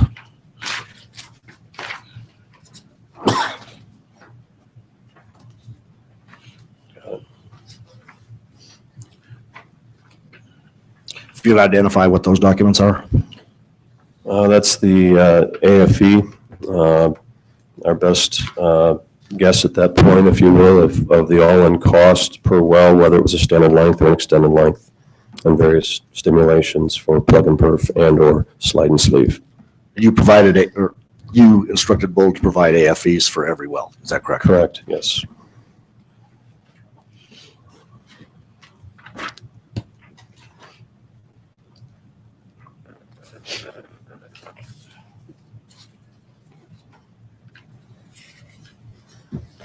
If you could turn to Exhibit 17.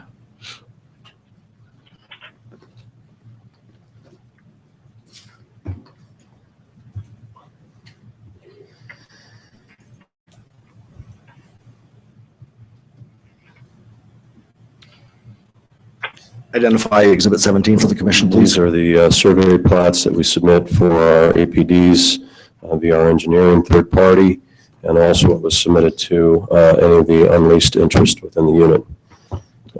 I will back up because I think it'll be certainly needs to be addressed. Synergy, when they applied for their APDs initially, we did go ahead and notice all the working interest partners. We had Noble Energy, Extraction, Mineral Resource.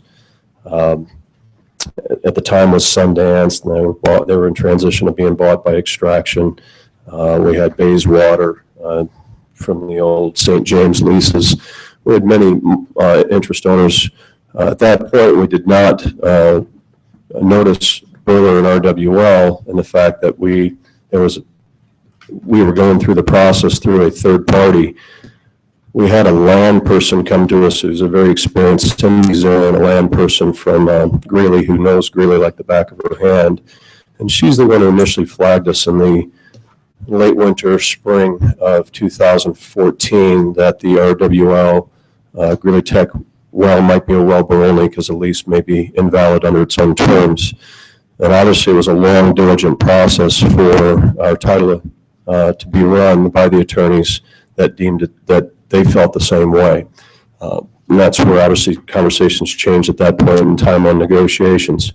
We also did go ahead and verify, or at least qualified to the state at that point in time, that all the unleased owners, which would be in Kelly Farm subdivision, there was dozens and dozens of them, and the fact that a lot of these little lot owners just think that's junk mail and they throw it away until they hear about a neighbor getting $1,000 check after 6 months of royalties, and they call up and say, lease me now. And we did not do that properly. Synergy did not notice the unleased owners within these units properly with our first round of APDs. That's when staff, Oil and Gas Commission staff went ahead and notified us that there was a protest through Baylor, and it was brought to my attention that we missed that on our land department side. We had no problem, no contentions. That's where we've gone back since and re-noticed everybody through this process. And again, as we sit here today, with all those notices, multiple notices, we didn't have any other objections or protests aside from the one we're sitting here talking about today on this unit. So just to clarify exactly the succession of what happened with our process in the APDs. Okay, if you could turn to Exhibit 11.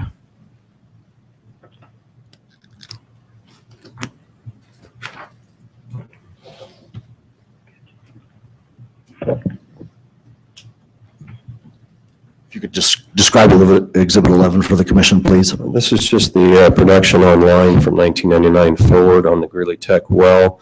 It was one of the initial things that flagged our land abstractor as they were doing their diligence on ownership. There was multiple windows of shut-in. They knew that they had a very strict non-production window within their lease. And from there, we came to the commission and went through the hard copy records all the way back to inception of the well in 1985 and found many other non-production windows that would quantify that this lease potentially was null and void. That's when we asked for production records and for the gentleman we were negotiating at that time, and Briller and the owner of the well, and things as far as our communication ceased at that point in time. We just simply said, show us and validate the lease is valid, and then you can go consent or non-consent, and talks ceased at that point in time.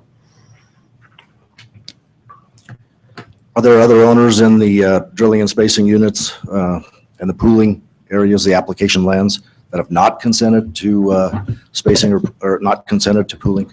No, the companies, along with a non-operating company and an interest in Francis Energy Fund, have all consented and all signed AFPs to participate for their various interests within these wells. Are there mineral owners that remain unleased? There are a handful within these subdivisions. The irony, as I said earlier, is those Kelly Farm wells have been in production for over a year, and at the 6-month mark, neighbors started talking, standing on the street corner at the mailbox or what, talking about the $1,000 or $1,200 check they got for that little quarter-acre lot. So the phone has been ringing on people saying, I missed my opportunity to lease. I didn't think it was for real. Come lease me. So those, we're diligently trying to obviously get 100% leased in there and not have to go through the forced pool process on those pieces. I have no further questions.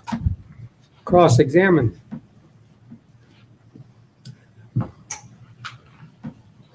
Thank you, Mr. Chair.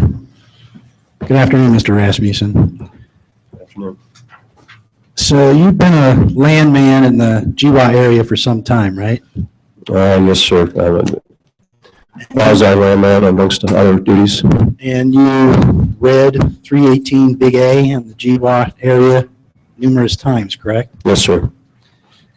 And one of the bases for objecting to a proposed wellbore spacing unit is that the quote, operator is not an owner as defined in the act of the mineral estate through which the wellbore penetrates within the target formation, correct?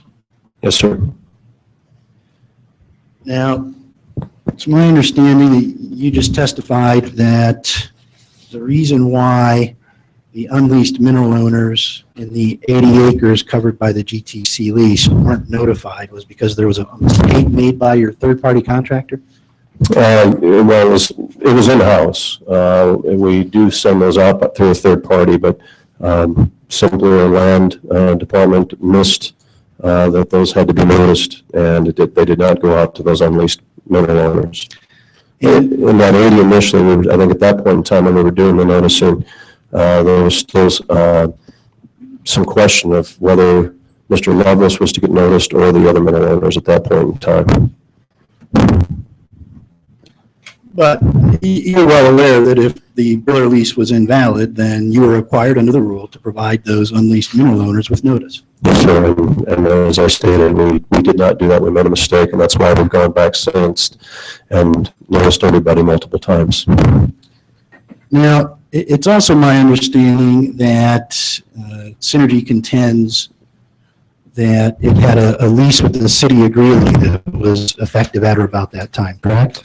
It was taken back in, I don't have the date directly in front of me, late 2008, 9, somewhere in there, for us to drill the wells. Really had an interest that through the golf course came across the quarter section line where it crossed between the east half of the northeast quarter of 5 and the west half northeast quarter of 5. And we took a lease for the JSAN rights. We did produce a JSAN that was spaced on that unit. And at that point in time, our land person had the foresight to go ahead and put in there that the lease would automatically revert to the Codell Niobrara rights if those rights ever ceased under that same lease. And at that point in time, obviously, as this all played itself out, we believe that lease became valid if it's deemed that the lease, the existing Greeley Tech well did not hold that lease, and that 80 acres leases were invalid, which obviously the courts will figure out for us. But at that point in time, we felt obviously we had an interest within that quarter through that lease, as this all happened in a quick succession of time through the summer of 14. Thank you. So the existence of that City of Greeley lease, 2009 City of Greeley lease, and the mistake that was made in terms of who should be provided notice, those are really important issues in your case, aren't they? They are, yes they are. And you're aware that Synergy has filed litigation in state court, which was removed to federal court, correct? That's correct. And that on June 1, 2015, Synergy filed a verified complaint in state court signed by Ed Holloway, co-CEO of Synergy, correct? That's correct. And then you filed an amended verified complaint signed by you in July, I think, of 2015. That's correct. You're aware that verifying a complaint means that you swear that the facts alleged therein were true. You knew that at the time. Yes, sir. Yep. So isn't it true, Mr. Rasmussen, that neither your verified complaint or amended verified complaint says anything at all about the 2009 City of Greeley lease? It's not referenced there at all, is it? I'm going to object because I don't know that this is relevant for this proceeding, and I think it's outside the scope of his direct exam. He just, Where are we going with that, Mr. Campbell? well, Mr. Chair, he has testified that they had a belief as to the state of the title, which justified their decisions to proceed without any consent from my client, and that their failure to provide proper notice required under the rules to create their wellbore spacing units in May and July of 2014 was based on a mistake made by him, or Synergy, excuse me, in conjunction with its contractor, IPT. And I'm entitled respectfully to impeach him on that. Well, it's still not relevant to bring up provisions in the federal district court complaint and ask him questions about the complaint. I have no idea. Can you help me, Mr. Mann?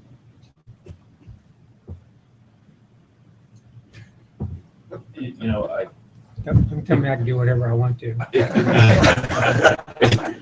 it does seem a little far afield, but you know, I think Mr. Campbell has his time here, and typically allow people to use their time as they see fit. Okay, Mr. Campbell, proceed. So the answer to my question was? I'm sorry, I'm going to ask you to ask it again so I can frame it for you properly. Well, you signed the verified amended complaint, right? That's correct. You read it carefully? I did. And would it surprise you to find out that it says nothing about this 2009 Greeley lease that you're relying on today? I don't think our counsel or myself deemed that would be a subject. We have put all the cards on the table on our position and asked for verification that the lease is valid through its own terms, and we've not received anything. So the Greeley lease will be part of the litigation going forward and the whole process of succession of timeline. So I had no problem signing that under those forthrights. So the answer is yes, it's not listed there, correct? Correct. But you listed the other 44 oil and gas leases you acquired. Yes. Right? Yes. And in point of fact, Bill was countersued, right, for trespass? I'm sorry? Bill has countersued Synergy for trespass? Yes. And there are no assertions in Synergy's answer that the failure to provide notice was mistaken. Isn't that true? I think that's obviously still going to court. We have not. Well, my question was, do you recall whether or not the pleading you filed with the court makes that claim? I'd have to have it in front of me again.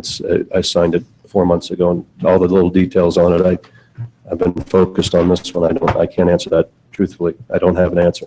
After 9 months of dealing with this issue with Biller, can you identify any documents which state that all of this was just a mistake made by Synergy in conjunction with its contractor?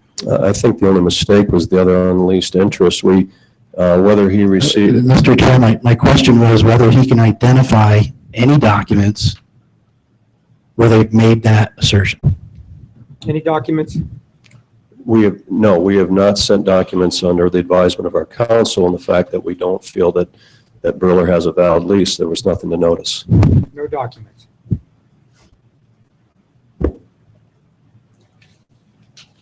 So the premise ultimately for why Synergy believes the Burler lease terminated is Synergy's contention that the well didn't produce for a long enough time period over the life of the lease, correct?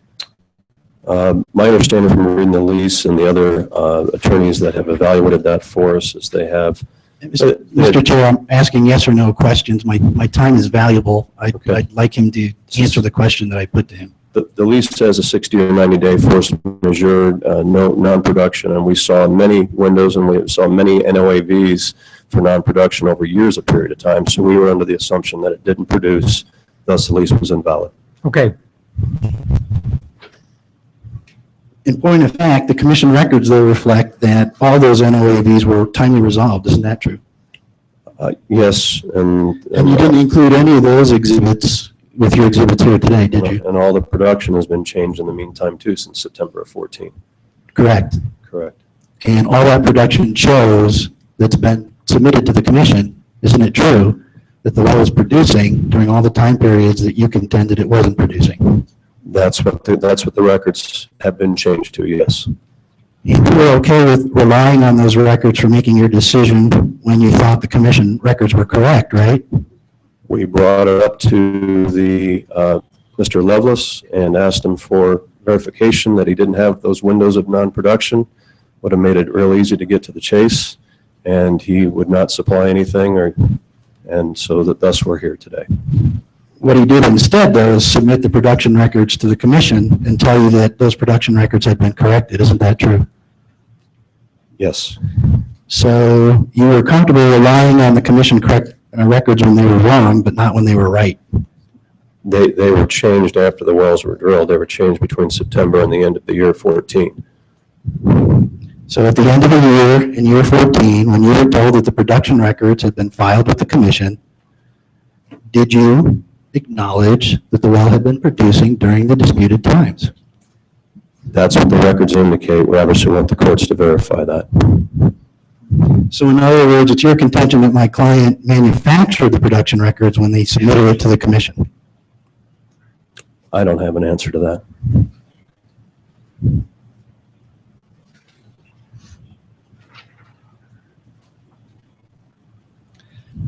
Can we go to Synergy's Exhibit 1, please?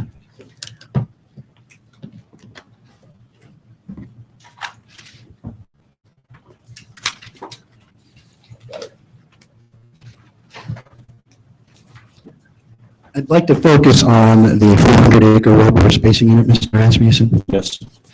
Now, you understand that what Synergy is requesting here is that the commission approve independent wellbore spacing units, correct?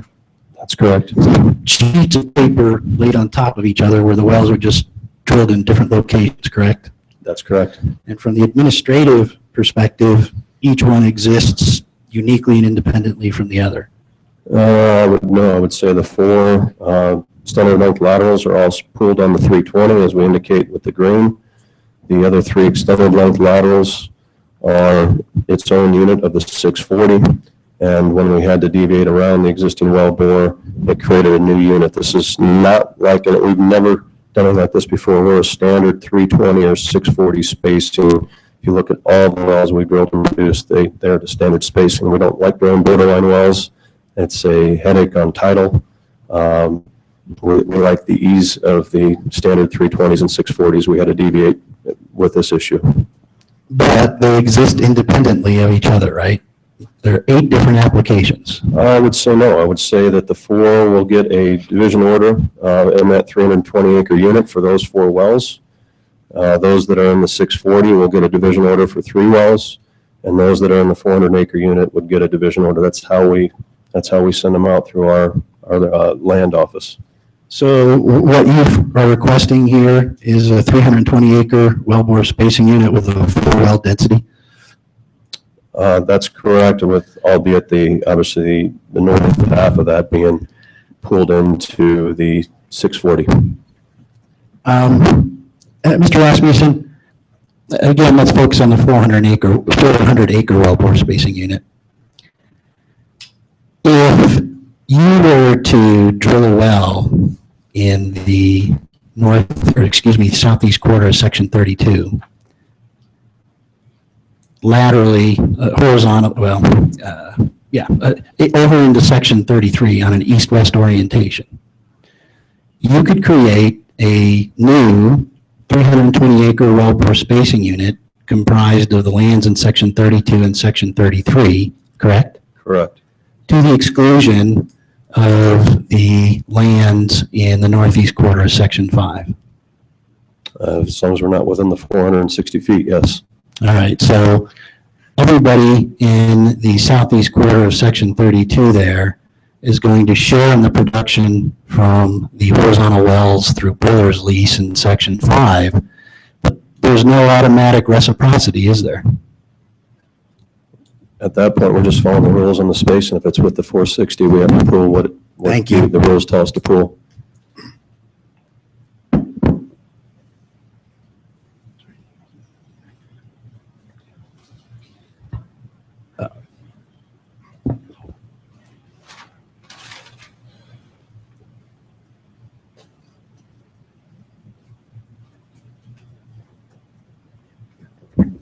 No further questions, thank you. Any redirect? No redirect. Ms. Murphy, I'm really concerned for our folks that they're not going to run out of time. Can you give them an update? Sure. Synergy, you have about 20 minutes left, and RWL Briller, 30 minutes. So keep that in mind as you bring up your additional witnesses and cross and redirect. I have 2 quick questions. You have a question or 2? Just 2. 2 quick questions. Very quick. Yes, sir. Commissioner Benton. The production data that you submitted, is that the corrected production data? The production that is ours was what we took off the state website back in. It's dated on there. You're speaking for the Greeley Tech well, the vertical well, production data within the exhibits. See what I've got for a date on that. It was in August of 14 that we pulled that off the state website, and obviously there's been adjustments to the production from 99 forward and prior to the 99 also to this, So this is the adjusted production? No, this is the production prior to the adjustments being made. Okay, so in that, and I went through that, and I could only see a couple of places where it was shut in, well, it was shut in for a couple of months. And then one in a couple of months in 2004. Again, I think one other time, 3 months, July, August, and September of 13. Right. Those are the only 2 times. And I don't know why we didn't put the exhibits in, but from 85 to 99 when it went online, there was others also that we have highlighted with our own files. But there was multiples that led us to believe that it was that the lease went invalid. That's when we questioned the operator at that time. Okay. As to whether or not they had a valid lease? Correct. And their answer was? There was a lot of dialogue back and forth. There was the floods. There was a lot of other things that he spoke to, that high line pressure that we all deemed very, very hard to produce a single well without compression on it. And we just talked as operators at that point in time on reasons that he had non-production. Okay. But his comment was it will be cured. And I said, just show us that and we can go ahead and notice you properly. Okay. And forgive me because I don't know that much about land. I probably should know more. if you go and run title on something like that, wouldn't it have shown up, or did it show up, that they had a valid lease, had a lease in place for this particular area? Our title abstractor, again, Miss Cindy Zarin, who, again, has worked in the Greeley, the 566, 666. She's an unbelievable dictionary of history there. She's the one that brought it up to us. When we drilled the well, the bottom holes in the northeast of Section 5 and pools that stand up 80, a third title attorney wrote a letter to us on that. His comment was, I don't know the validity of that lease due to non-production. So it's what flagged her initially was the offset title that we did on our vertical wells in 2009, vertical directional wells. And thus she remembered that as she was abstracting this unit for us going forward and turned it over to the attorneys to make their assessment. And through their diligence of going to the Oil and Gas Commission here and looking at production records from 85 to 99, and then from 99 forward online, they deemed that there was multiple times that the lease would have failed due to its own shut-in.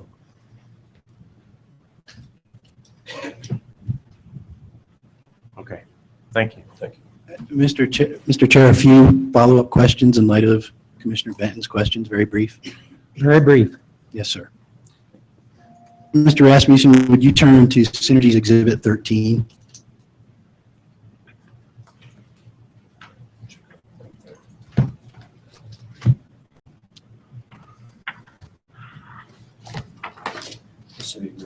Yes, sir. Okay. Yep. This is the 2009 City of Greeley lease that you and I were talking about just a bit ago, correct? That's correct. And it covers the same lands that are covered by the disputed Briller lease, correct? That's correct. And if you'll turn to page 2 of Exhibit 13, last paragraph. Paragraph 18 says, the parties acknowledge the existence of a prior lease dated May 7, 1982, etc. That's the disputed Briller lease, correct? That's correct. It says the prior lease is held by production from the Greeley Tech Center well in the northeast quarter of Section 5. That's the well operated by my client, correct? That's correct. And so what we have is an oil and gas lease from one of the mineral owners that specifically states that as of February 2009, the Briller lease is still held by production, correct? Correct. And then it goes on to say that to the extent that the Briller lease terminates during the primary term of this Greeley lease, then the Greeley lease will cover the same lands above the Codell Formation. Correct, because this was for a J-sand offset well. And the primary term under this lease expires in February 2013, correct? Would have, it was held by production from the SRC 31.5D well. So if you would turn to your Exhibit 11.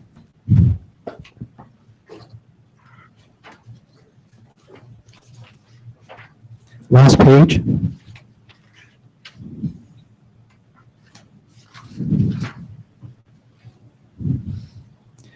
The only missing months of production in the year 2013 are July, August, and September, right? Correct, down here, yes. So after the February 9, 2013 four-year primary term. Correct. So using your own numbers, which are the numbers that you're saying are on the commission website as of August 2014, you knew at that time that the Briller lease had not terminated during the four-year primary term of the City of Greeley lease. This is what I was alluding to earlier. This is the other title attorney that was doing the title on the SRC directional wells that wrote in his opinion it was not subject to this 80 acres, that he did not deem it potentially as being valid. So he noted it. The abstractor is the one that created the lease form for us for the city to execute this. He was making note to us for future reference that this lease could be null and void under its own terms. So that's what, again, motivated as we were getting ready to do this horizontal unit, that this abstractor noticed our title attorneys, or a different group of attorneys on this process, that potentially we have a dead lease here that we're trying to pool. No further questions. Thank you, Mr. Chair. Okay, next witness. Synergy calls Andrew Peterson.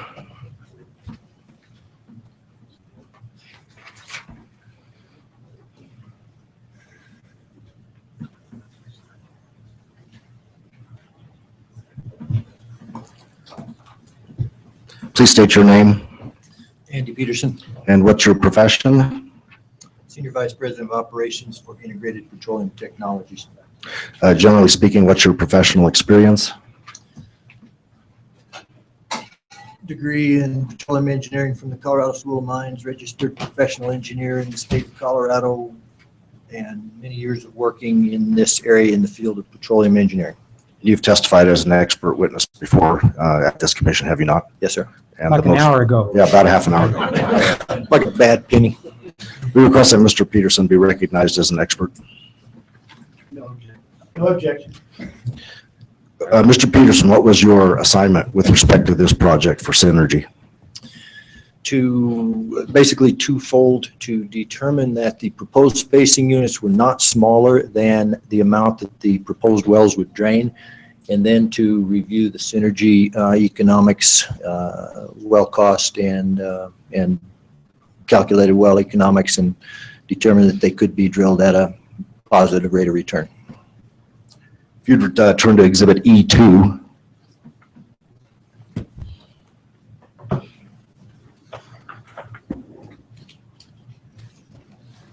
Thank you. Explain that for the commission, please.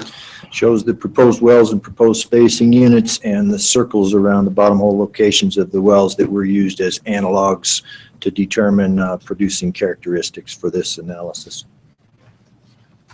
Can you turn to Exhibit E3? From the production from those existing wells, this is synergy calculated estimated decline curves for a 2-mile well, and then the second page of the exhibit for a 1-mile well in the area. If you could turn to Exhibit E4.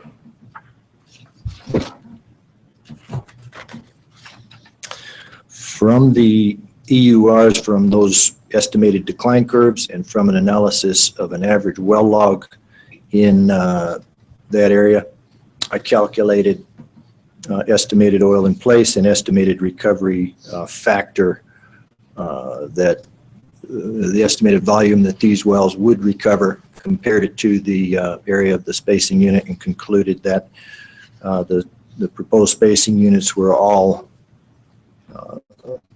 not smaller than the amount the wells would drain.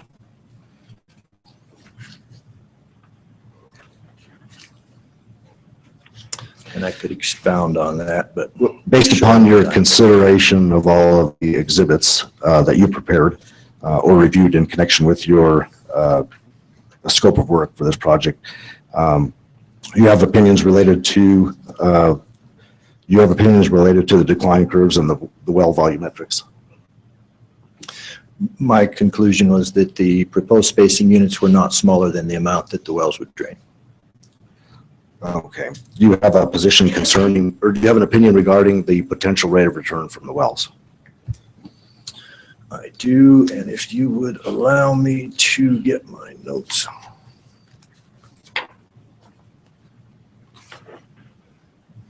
Synergy's economics, which were prepared by their engineering department and reviewed by myself, and I find to be reasonable, indicate that the application wells can be completed at a positive internal rate of return of approximately 28%.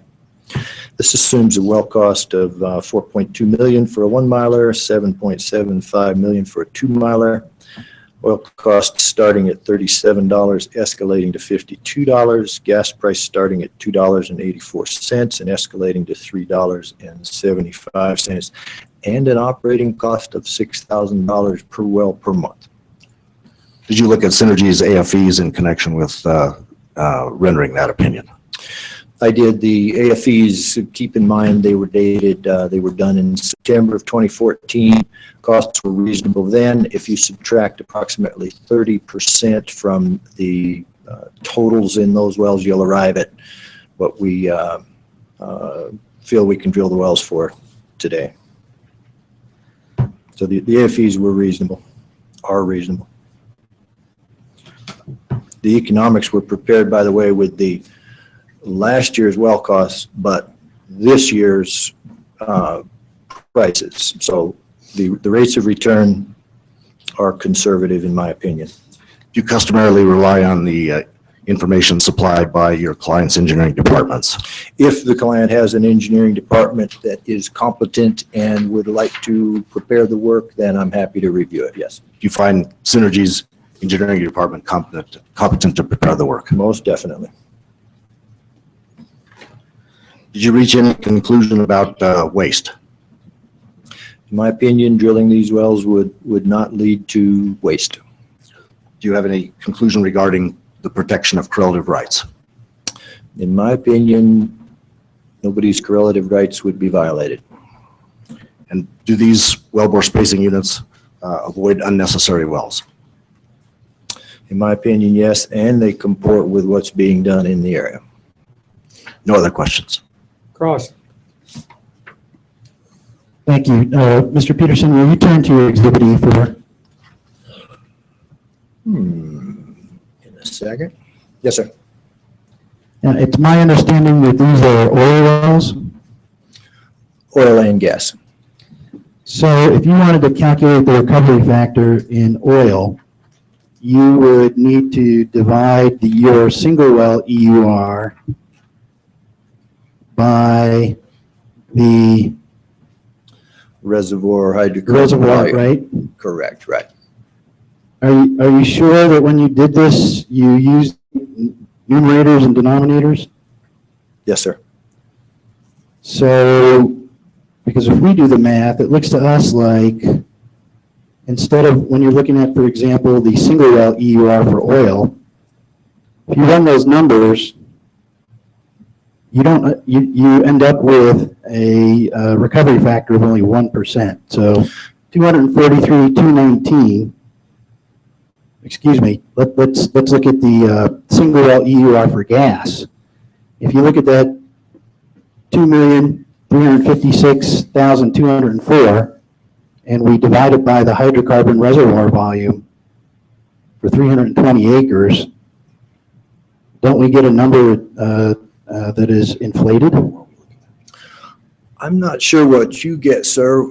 What I get when I take the estimated cum gas production number, convert that into downhole cubic feet, take the estimated volume of oil that the well is going to produce, again, convert that to downhole barrels, divide that by the 47 million reservoir barrels per square mile or per 640, I get the calculated number at the bottom. And I've gone backwards and done this another way by just taking the oil volume and using standard correlations, in fact, standings correlation, published and used for many years with a B sub T, a total formation volume factor just applied to the oil. A B sub T of 9.5 gives you an overall recovery factor only 1% different from the way that I did it using what I feel is a slightly more accurate method. So I'll stand by these numbers.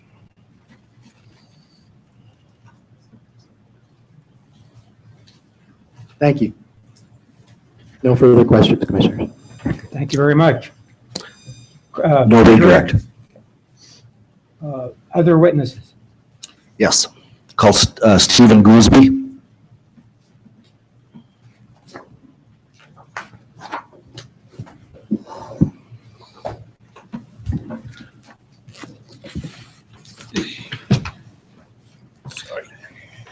Please state your name and occupation for the record, please. Stephen M. Goolsby. I'm co-owner and vice president of Goolsby Brothers and Associates, a Colorado C corporation that provides geologic consulting services to the industry.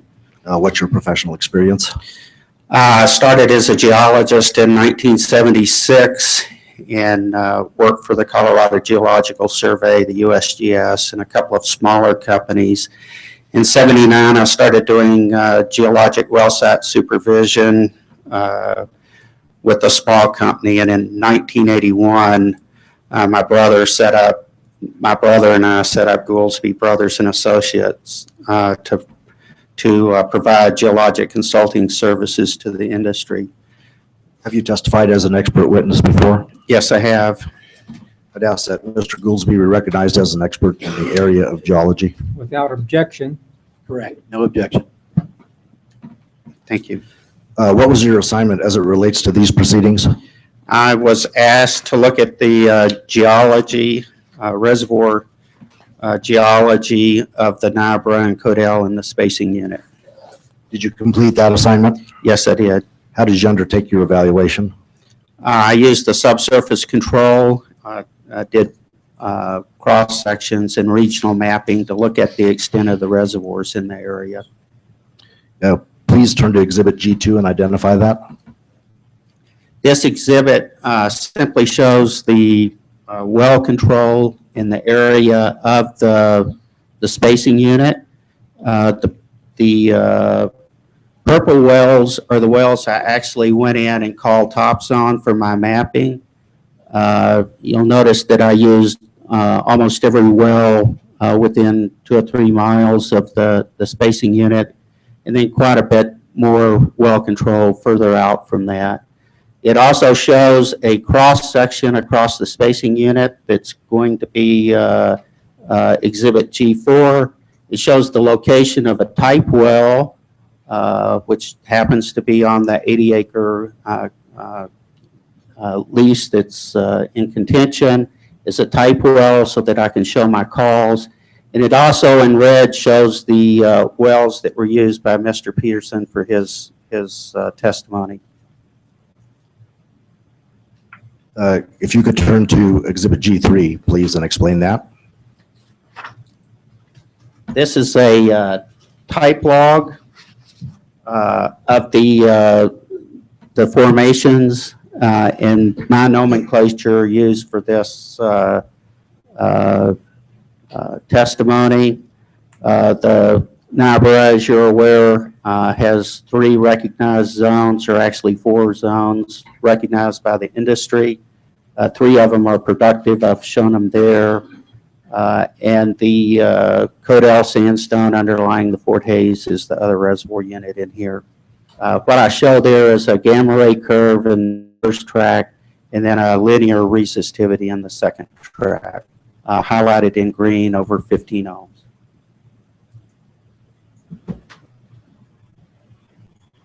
Please turn to Exhibit G5. Excuse me, G4.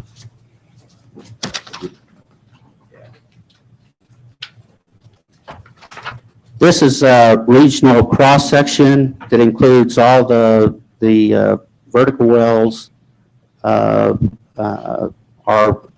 quite a few of the vertical wells on in the unit area, and a couple of wells outside of it to show the how continuous the Codell and Niobrara is across the spacing unit. Okay, if you please refer to Exhibit G5, explain that for the commission. This is a regional structural map on top of the Niobrara formation, showing that there's over the spacing unit area, there's generally a slight dip to the east.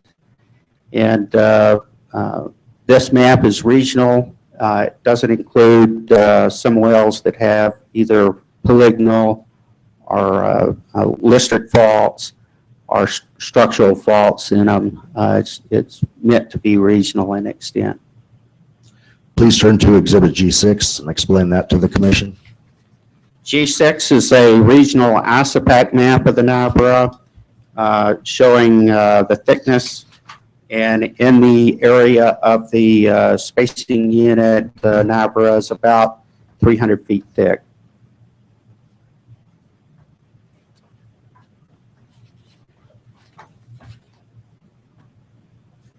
If you'll turn to Exhibit G7 and please explain that to the commission. This is another regional structure map. This one is on top of the Codell Formation. And again, it shows slight dip to the east.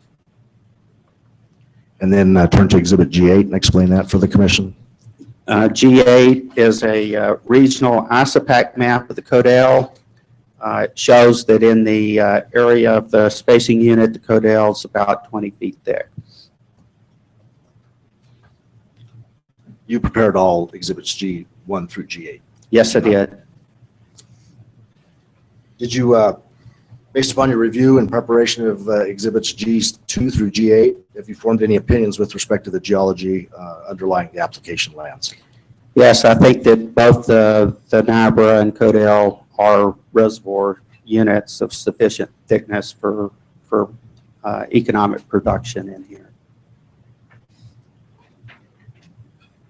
No further questions.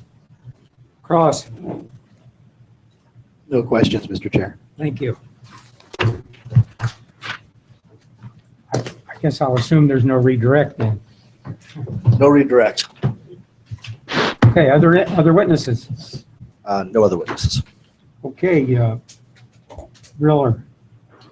Thank you, Mr. Chair. Protestants call Robert W. Lovelace as their first and only witness. And this is by telephonic.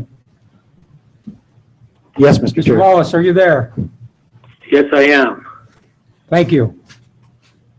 Good evening, Mr. Lovelace. This is Scott Campbell. Would you identify yourself for the record, please? My name is Robert Wiley Lovelace. I am president of Briller Inc. and sole owner. I am also a sole proprietor of RWL Enterprises, the operator of the Greeley Tech Center lease. Commissioners, in the interest of moving this along, I don't believe our exhibits 1 through 7, which are just primarily wellbore spacing unit maps and pictures of the location just to kind of set the stage, merit your time or Mr. Lovelace's time. So we're just going to move on to exhibit number 2. 1 through 17, if I misstated that. So, Mr. Lovelace, can we move to exhibit number 2? Can I do what with exhibit 2? Well, just turn to it, and then we're going to start talking about it here in just a moment. Yes, I'm at exhibit 2. Now, first, Mr. Lovelace, you heard Mr. Rasmussen's testimony earlier that beginning no later than October of 2013, Synergy was discussing with you its intent to drill horizontal wells in these application lands. Is there anything you want to tell us about Mr. Rasmussen's testimony on that issue?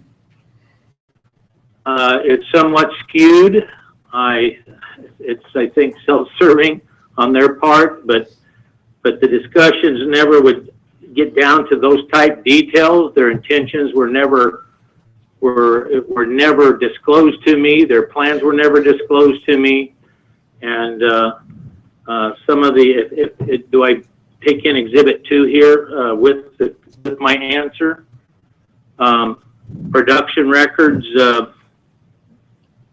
This exhibit shows that I have been trying to do production reporting with the commission, and to my knowledge, that reported production was then covering July 20th or July of 2013 through December of 2013, just from this one email. As for the overall efforts and negotiations back and forth from Synergy at Holloway, Mr. Rasmussen, it's just not fitting for them to sit there and say that they were telling me to prove my production, and if I do that, they would let me participate. That didn't come into some discussions until November of 2014. Mr. Lovelace, have you reported all production from Greeley Tech Center well on this lease to the commission? Yes, I have. Just as I understood when we were submitting them manually before, you certify that the statements made in the form are, to the best of my knowledge, true and correct and complete. And those corrections have been done. I don't know, I'm aware of one 3-month, 1991 period of time. I don't know why it's absent on the record with the commission. It's obviously during the manual submission, but again, my records show that I had produced through those 3 months. So, Mr. Lovelace, can we turn to Bureau's Exhibit 3? Yes. Would you identify that for the record, please? This is a Synergy Resources Corporation, April 21st, 2014 letter prepared by Craig Rasmussen to the city of Greeley. And did anybody from Synergy discuss this letter with you before April 21, 2014? No, they did not. And when did you first learn about this letter agreement between Synergy and the city of Greeley? I first learned about it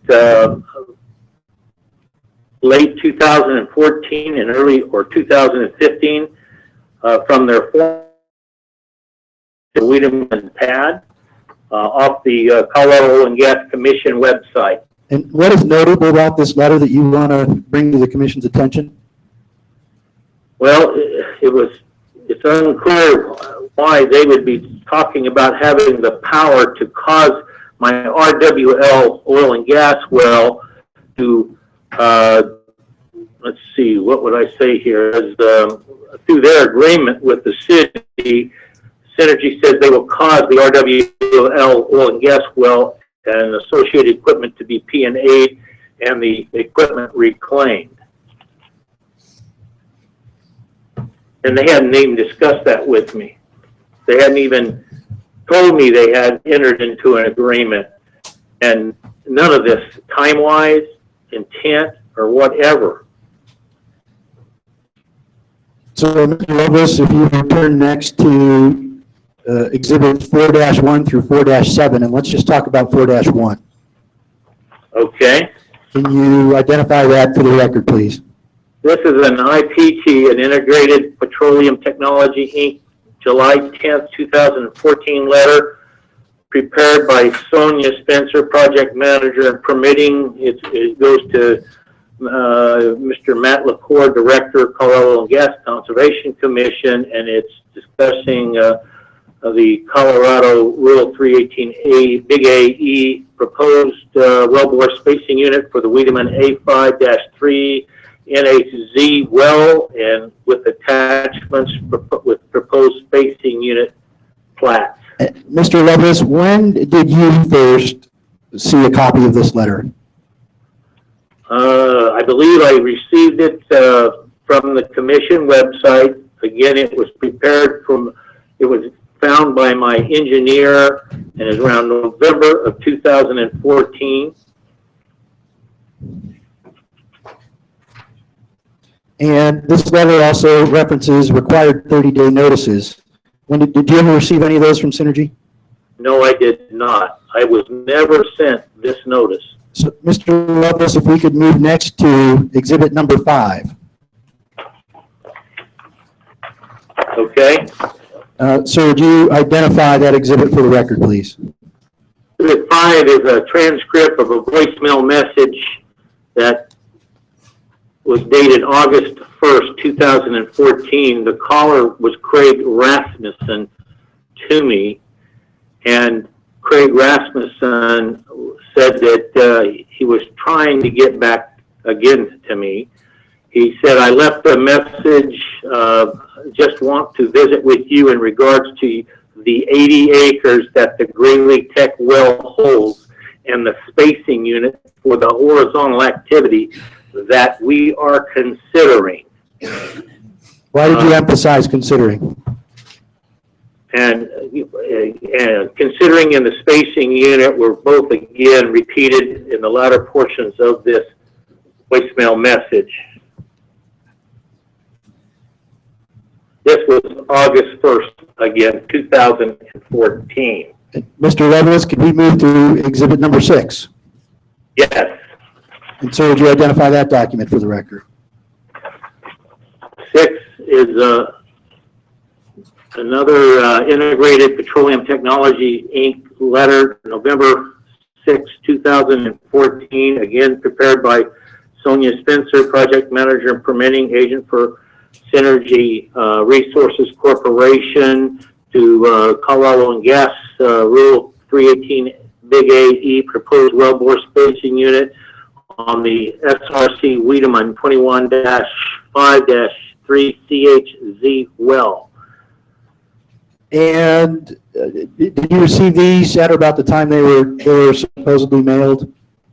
No, sir. So let's move to Exhibit 7. Can you identify that document for the record? Exhibit 7 is a Dufford and Brown attorney at law letter dated April 22nd, 2015. And it was directed to Jane Stanzik, Permit and Technical Services Manager of the Colorado Oil and Gas Commission. And it was signed by Randall Feuerstein. And what do you want to tell the commission about this letter? This letter was the, this letter was the first time that Synergy tells me in writing that they have oil and gas top leases on my acreage of the Greeley Tech Center. And why is that significant to these proceedings today? Well, this is April 22nd, 2015, and I just got through telling you that August 1st, 2014 letter, they're saying my leases are good, and here they're now telling me that I have top leases, and in writing, as before, you know, I have questioned their standing in the past. If they question my production records, I, of course, asked them for standing to answer why are they asking of this. I told you it's corrected, and it's, you know, this is the first time they admitted that they had top leased me in writing. Mr. Lopez, who buys and sells the gas from the GTC well? Like the question, I couldn't hear you. I'm sorry. Who buys and sells the gas from the GTC well? DCP Midstream. Has the lessor under your lease ever contacted you and claimed that your lease is terminated? No, they have not. Has the lessor ever contacted you and claimed that you breached any terms of the lease? No, they have not.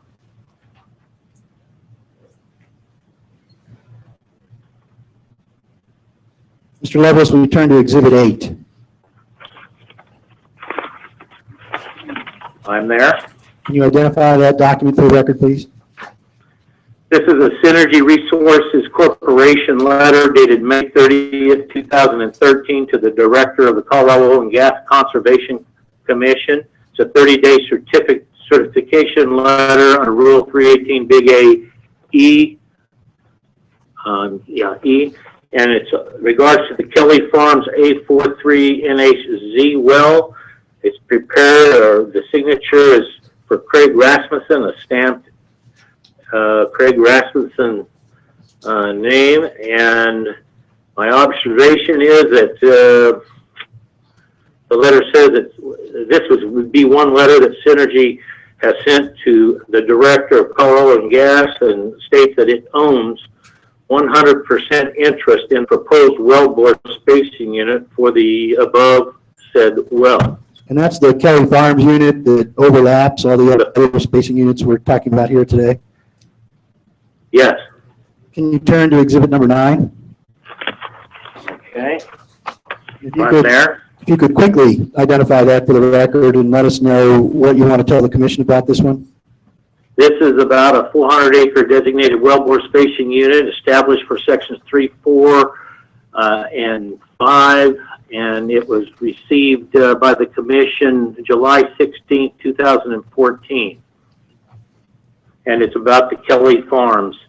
And the exhibit to that application shows that there's over 100 unleased mineral owners, right? That is correct. Yet in they're the attached behind the Exhibit 9. Yet in the Exhibit 8, they're telling the commission that they've provided everybody, that Synergy owns 100% of the proposed wellbore spacing unit. Isn't that correct? That's correct.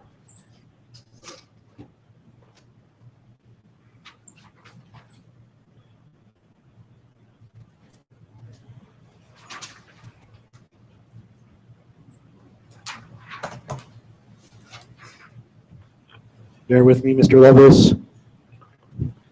Let's turn to Exhibit 12. Can you quickly identify that for the record and let us know what you want to tell the commission about it? You want me to describe Exhibit 12? Quickly, yes. Exhibit 12 is an assignment of overriding royalty interests dated March 8, 2010 by and between Petroleum Exploration and Management, LLC, and has a signor, and Edward A. Holloway and William E. Scaife Jr. collectively as assignees. And it's an assignment that they're giving overriding royalty interests equal to the difference between 25% of the 8/8 and all landowner royalty, overriding royalty, and similar burdens of the record at this date. And that's in the lands in Section 32 that are part of the Synergy proposed 400-acre wellbore spacing unit? Yes, Section 32. Mr. Lovelace, we're running short on time here, so with your permission, I don't think we've got any further questions. Anything else you want to talk about, or are we ready to move forward? Oh, I have lots to talk about, but gentlemen, I know it's late and we're trying the patience of everybody. So I'm fine. Go ahead. With that, Mr. Chair, we'll pass the witness. Cross. Yes. Mr. Lovelace, I'd like to have you turn to Synergy's Exhibit 11. Remind Mr. Lovelace who you are, so he. It's Randy Feuerstein, counsel for Synergy. Okay, excuse me 1 second. I'm looking at that. GT well production history, is that number 11? Yes, what can I comment on? And do you understand that that was obtained as of August 6, 2014? If that's what you say, sir, I'll take you for your word. Go to the last page, please, sir, of that exhibit.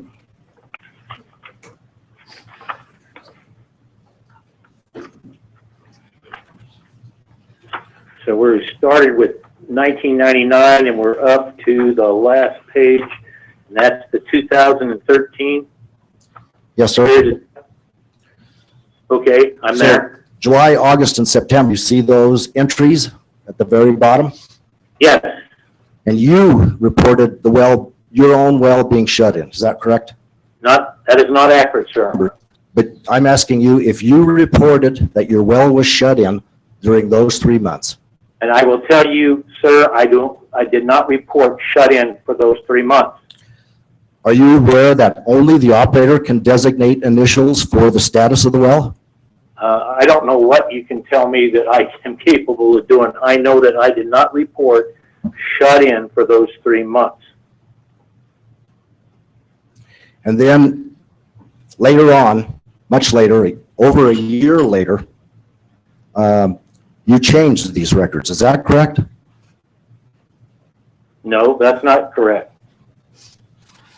Well, the report was printed in August of 2014. You see that, August 6, 2014? I'm trying to see the very bottom. Are you talking about August 6, 2014? Yes, I am, sir.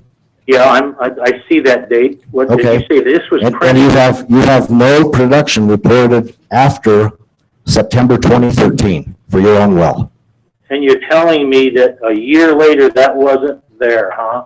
Well, I think I read to you folks in my other exhibit that in April of 2014, I was filling in all this period of time. That's April of 2014. And I don't know if you've read my exhibit, it will show you that I was in contact with the commission, and that was left with them. I can't tell you when they posted. I've caught them with they had the information, but they hadn't posted it on the front side for public review. And you can go right to September of 2014, and you'll hear another party that was again arguing, not arguing, but stating that for 5 months they've been not posting from the front side. They had it on the back side. And that's in another email. All right, Mr. Bill or Mr. Lovelace, are you aware that as an operator, you're supposed to report production within 45 days of the month of production? Yes, I am. And you have not done that? I don't know quite how to say that. Have I tried or I haven't not tried? You know, over 30 years of reporting, sir, I think with the changes and so forth, you learn the ways and means of having to correct and having to learn the changes along the byway of the commission and the reporting requirements. The forms change, the office changes. It goes from manual system to digital. It's now called webinar. Do you know that? You have to become qualified so that you can enter the system and do your reporting rather than disturb a technician. Well, Mr. Lovelace, you understand, though, that there are parties, outside third parties, that look at these records and rely on that information. Isn't that correct? People that are challenging something that they're not aware of, sir. Nobody would take that as the gospel and truth. But this is information you've reported. I don't quite understand your point. Did you report all the information on this, on Exhibit 11? Mr. Chair, I There think was he's answered this disruption. question. Again, your question? It's asked and answered. I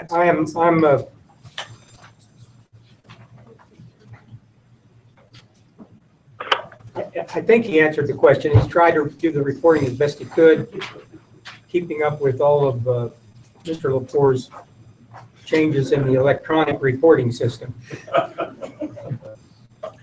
Mr. Brewer, or Mr. Lovelace, I apologize. Mr. Lovelace, if you could turn to Exhibit 15. 15 now? Yes. Yes, sir.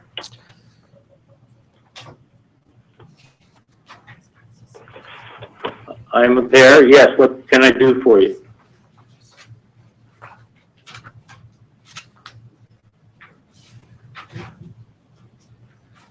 If you'll page in a few pages, you will see a document dated August 1, 2000, and notice of alleged violation. I'm still not with you, sir. You say go in a couple of pages or a page? No, about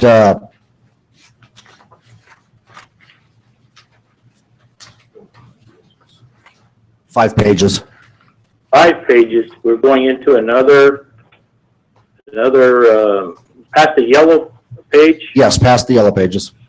2, 3, 4. Is it 5? Does it have number 1 at the bottom, Mr. Feuerstein? I'm sorry, both of them have number 1. Could you identify this?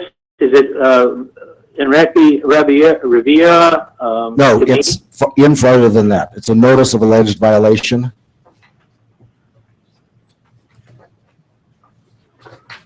In front of that. Behind that, sir.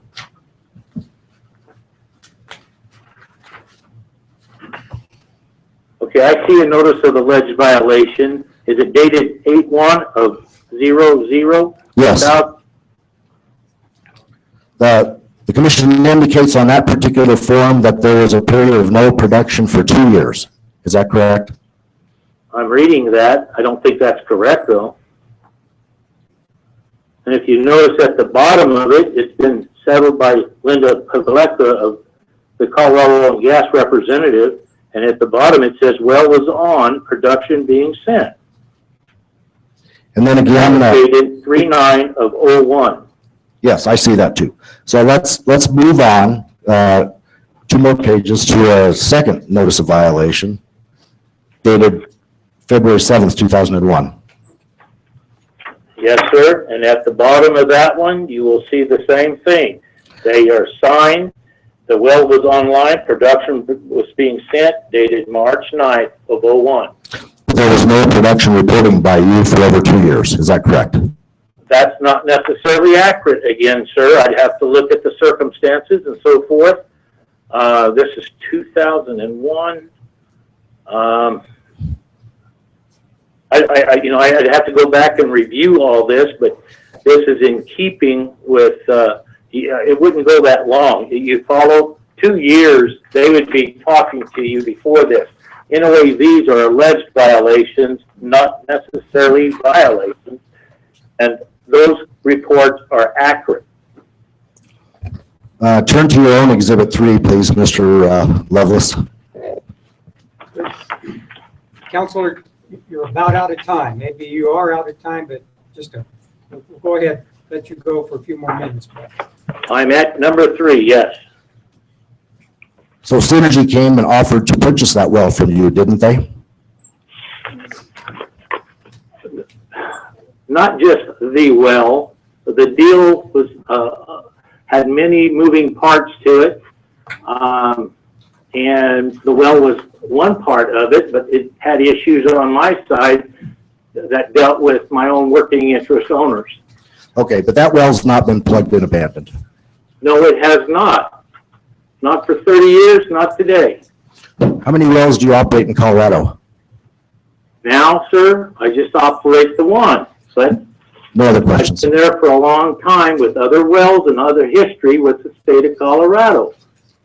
Okay, thank you very much, Mr. Lovelace.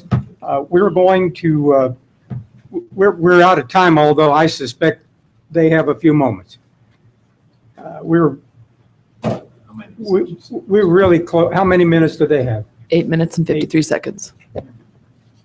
I can be quick, Mr. Chair, believe it or not. Show me. We've already explained to you in my opening why you ought to deny the reaffirmation of the conventional 80-acre drilling and spacing unit, because it's irrelevant to how their wellbore spacing units work. I won't repeat that. We think their 400-acre wellbore spacing unit should be a 320-acre wellbore spacing unit. If you look at their engineer's testimony, Exhibit E4, he's showing, I think, a 54-acre drainage for their 1 mile lateral. We all know that there's no way that well is going to drain across the boundary of Section 5 into Section 32. So we think it's a violation of my client's correlative rights that those parties up there will be sharing in production from hydrocarbons in Section 5, but all Synergy has to do is create independent overlapping sheets of paper, new wellbore spacing units to drill additional wells up there, and we'll never see the benefit of it. So there's no reciprocity. I'm not going to spend a lot of time talking about the trespass issue. I think we've hit that pretty hard. We do think it's important to recognize the case law that we provided you in our pre-hearing statement, which underscores that a trespass is a trespass is a trespass. There is no mechanism which lets you reach back in time to unwind it. And that's true even when the federal government exercises its condemnation powers. We've provided you with those cases as well.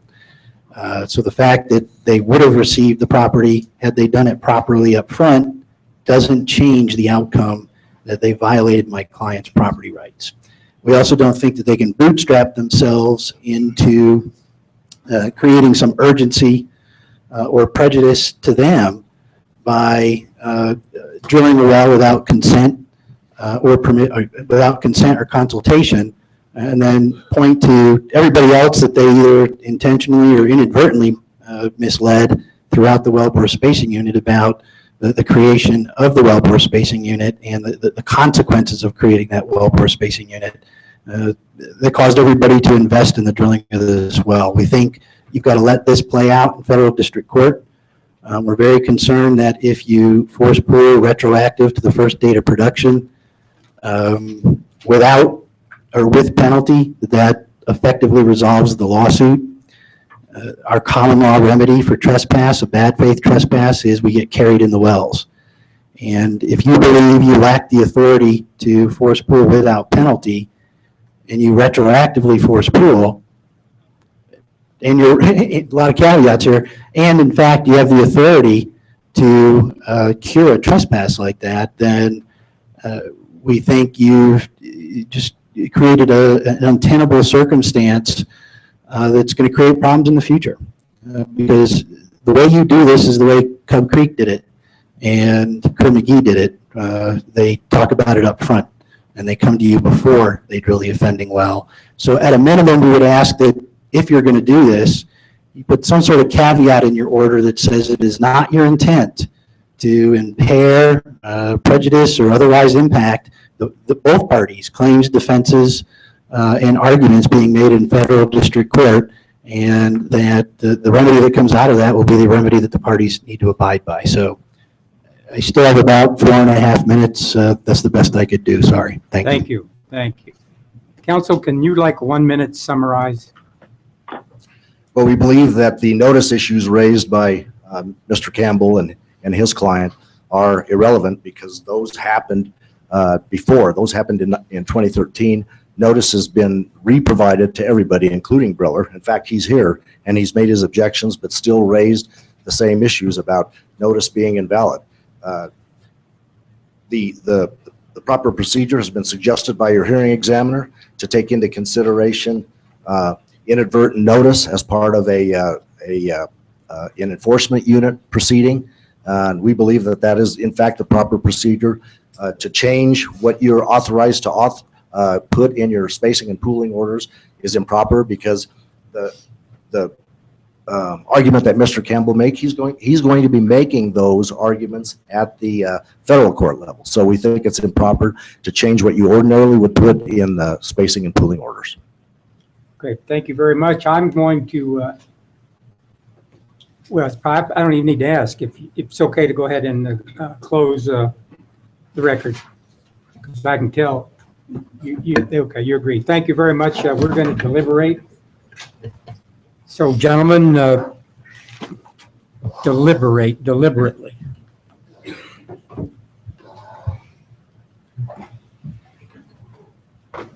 I might have missed it, Mr. Chair.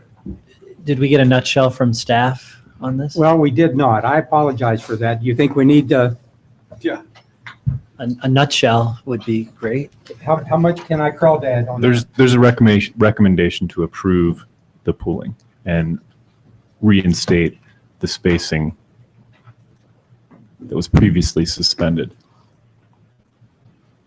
We did not prepare a presentation, so the recommendation is in the staff recommendation. Okay.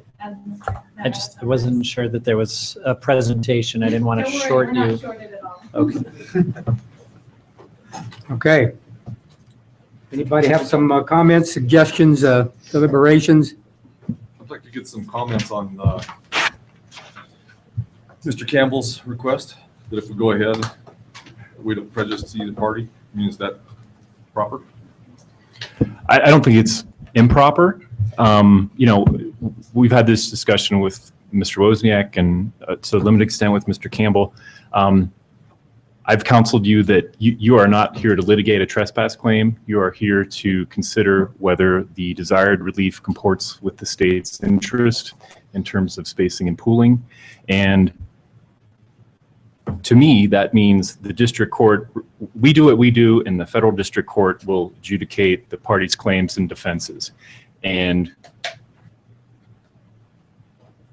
I'm not sure our statement that we don't intend to impair someone's legal rights has any meaningful effect. So I think what the commission should do here is act like this is a traditional spacing and pooling application and do its business in its ordinary course of business and not try to alter or impair the result that will be reached in the federal district court litigation. We're going to do what we do with blinders on in terms of analyzing the state's police power and the state's interests, and it's for the district court to decide if that was inappropriate or not, perhaps, and it's for the federal district court to rule on the merits of the parties' claims and defenses without interference from us. Mr. Chairman, I'd like to add something to what Mr. Matter just said, or perhaps frame it as a question to Mr. Matter. It's my understanding that the staff recommendation did want to be sure that your order in some way obligated, if the pooling order is approved, Synergy has, my understanding is Synergy has agreed to make sure that they set aside money from production so that when the trial court makes its decision, that money can be properly allocated. So the ownership interests in the wellbore spacing units does depend on who is adjudicated to own that 80-acre lease.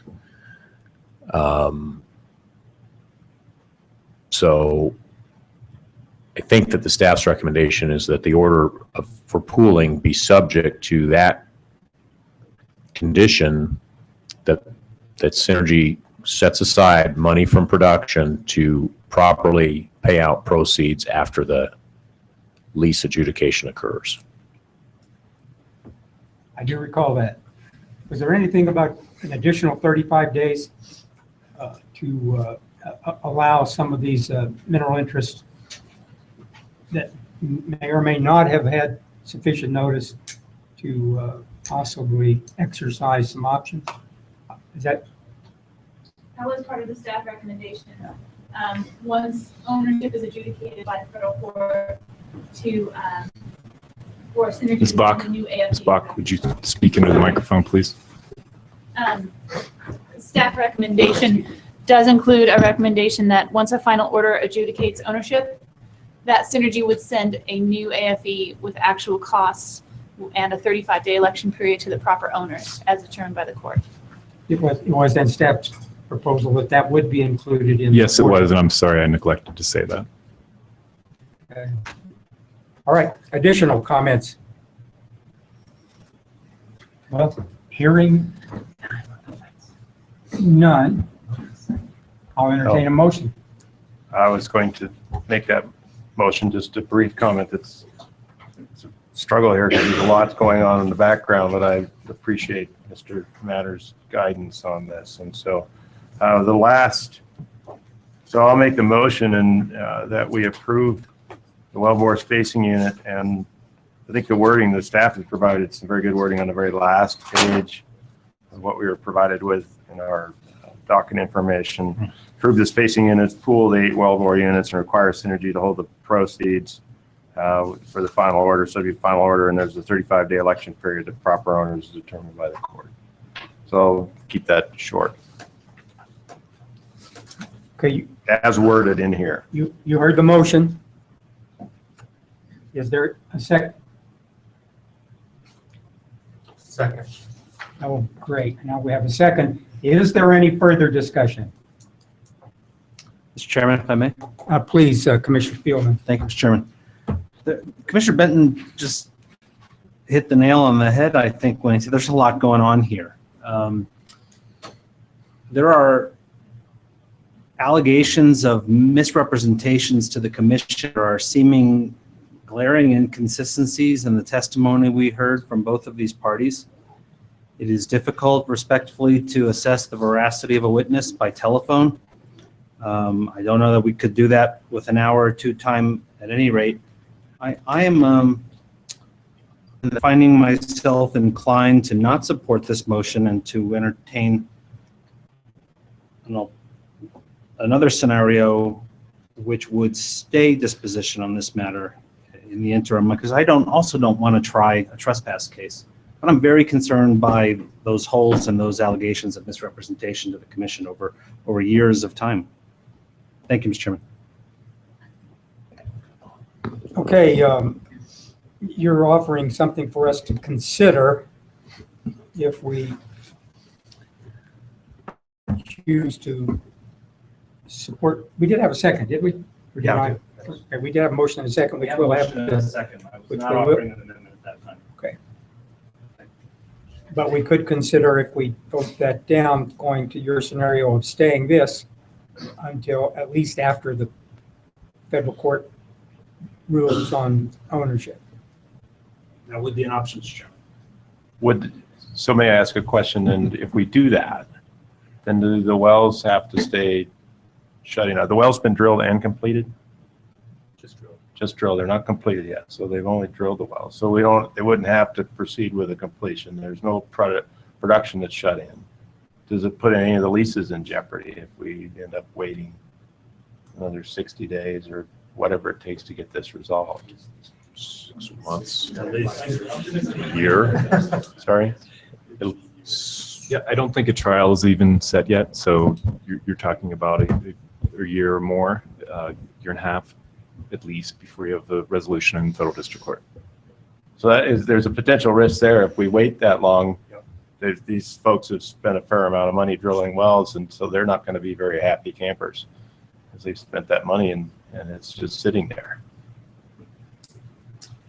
Director, did you have But anything I do understand what you brought forward, and I would be willing to withdraw my motion if we think that that's important enough to stay it. But I'm very concerned about how long it will take to get it resolved. So maybe you could comment on that. Thank you, Commissioner Benton. I agree. I think there's fundamentally a commercial dispute between two private entities here, and our role, and I'm sure I'm wrong, at least in part, is prevention of waste and orderly development of the state's resources. And I don't see anything orderly going on here at all, except for the professionalism in which both parties and their clients brought the cases together. And I mean that sincerely. But I think there are extremely complex facts at issue here, and the parties did a terrific case of presenting in the time allotted. I'm really befuddled here, though, but what's the best result for the people of the state and orderly development of the resource? I'm sorry, I don't have a suggestion how to advance the ball. I'd like to leave it there, if I may, and hear thoughts of my colleagues or staff. Excuse me, Director. Director, did you have something to really help us? Well, I will add 2 cents. I think Commissioner Spielman raises very pertinent and important points. This has been a complicated case that's been in front of the staff now for, it seems like, a year. It's probably been a little bit less than that in an active sort of way.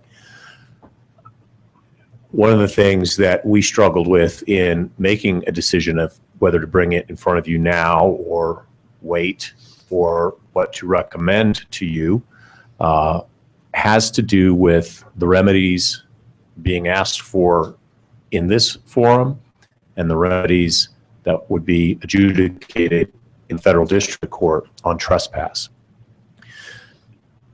The allegations of improper notice and perhaps worse, misrepresentation to the commission, for example, we intend to investigate those further through our enforcement staff with Synergy and based on the allegations that Briller has brought forward. Were we to determine that, in our opinion, that misrepresentations had been made, what would be the right remedy for that? In our estimation, certainly there is potential for a violation of our rules, which don't allow operators to make misrepresentations to us. Would it, however, or should it alter the pooling, the spacing and pooling decision? And Mr. Campbell, I want to stay away from the parties and their arguments because I'm not one of the decision makers here. But there is an equitable aspect to pooling, indeed. And you've heard about that today twice in the two matters. There's some degree of equity that the commission can exercise in making a decision to pool. And Mr. Campbell has suggested to you some ways that his client feels that the decision to pool would be more equitable than the standard 200% penalties, et cetera, et cetera. In our minds, in the staff's decision after much internal discussion, those two things seem to us to be sufficiently distinct and separable, with the caveat that after a decision by the district court on the ownership of the lease and what that means to the spacing, that can be taken care of from the proceeds. It was our decision, our opinion, that you should keep those things separate. You should look at the pooling decision, independent from the trespass case. We can deal with the alleged misrepresentations through an enforcement action, and let this go forward. That's all it was. It was our best judgment on a very complicated set of facts.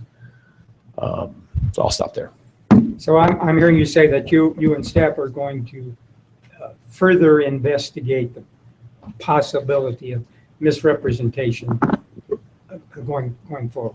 Yes, and I feel compelled to say that's not exactly our strong suit. You know, we're not the FBI, but we do intend to investigate.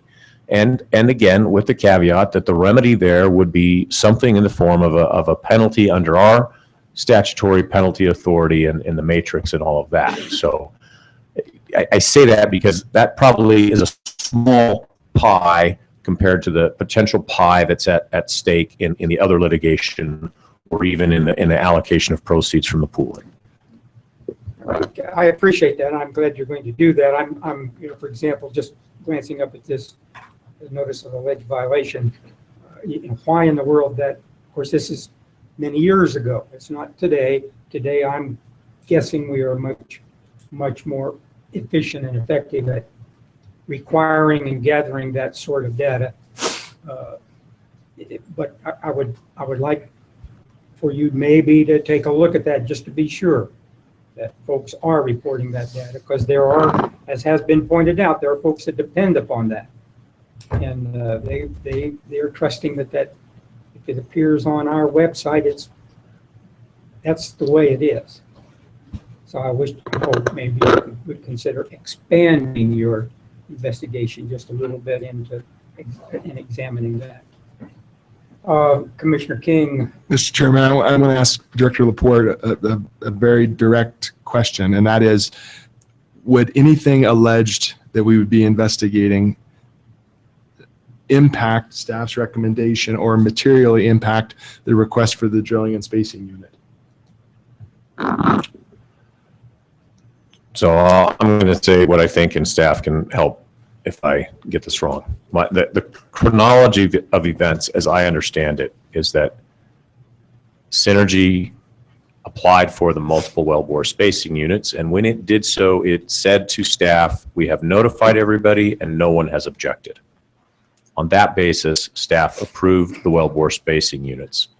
And it is my understanding that it was during that period of time that the wells were actually drilled. Subsequent to that, Briller came forward, and I can't tell you what led them to come forward, and said, "Time out. We're an owner. We didn't get notice. We object.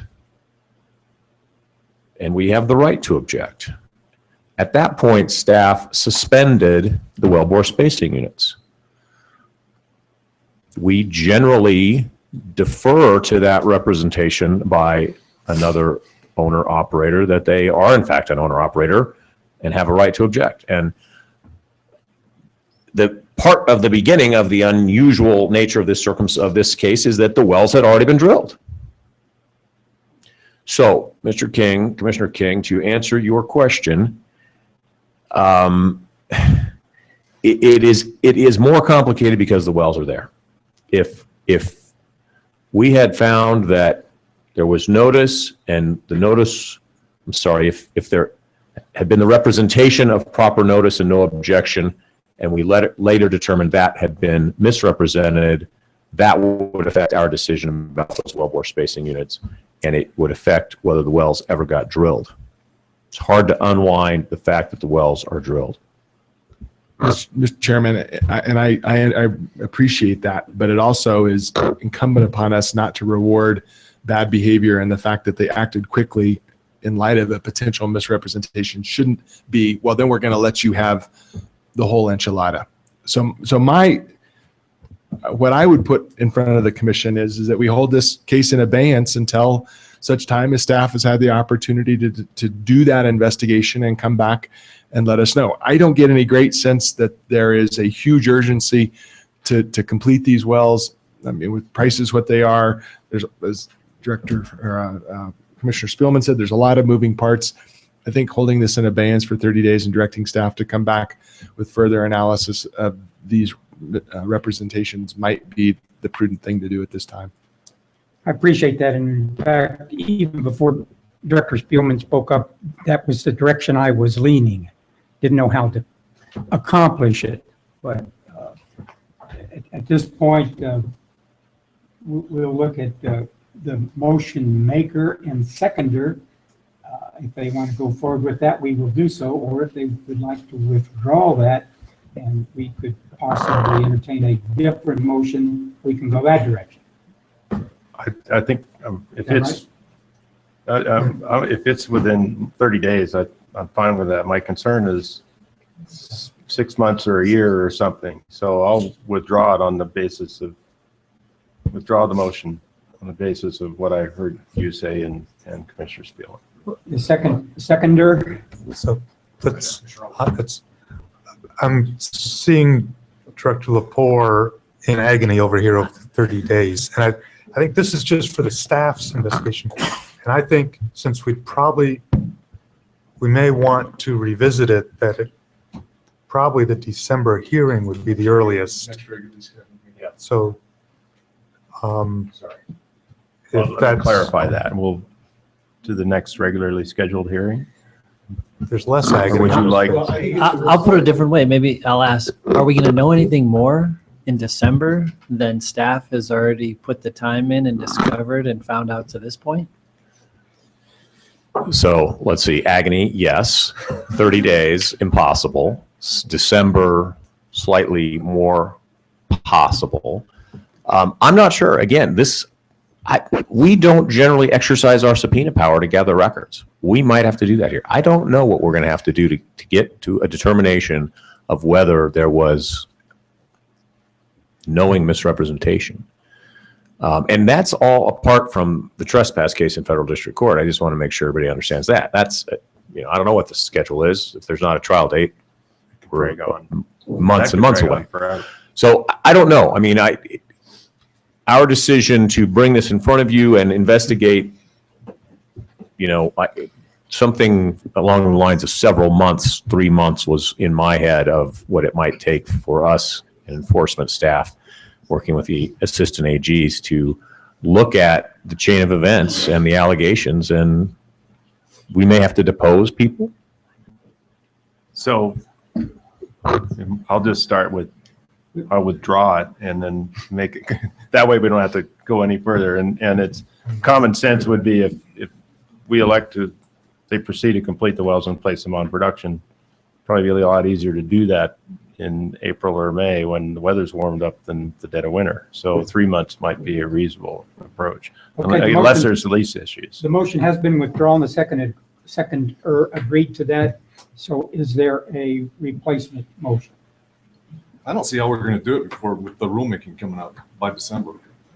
Well, we've got, it can go beyond December, I think. We have.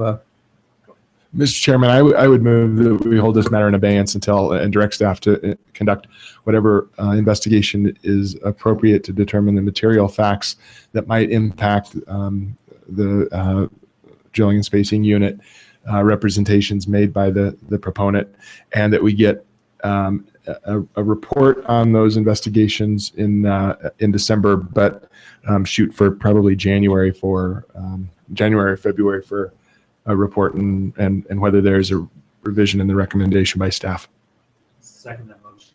And just for clarification, I heard in your motion, you're directing staff to look at the folks that brought the recommendation.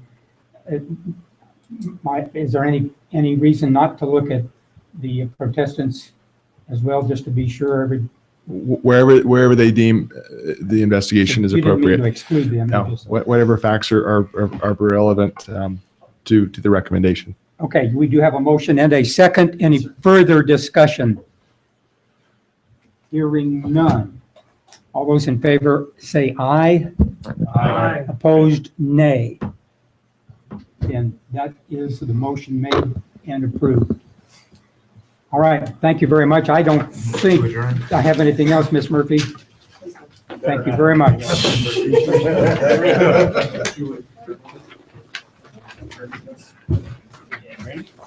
We'll see you again. Move to adjourn. Second. Aye. Guess what? So all the exhibits. I don't need a motion.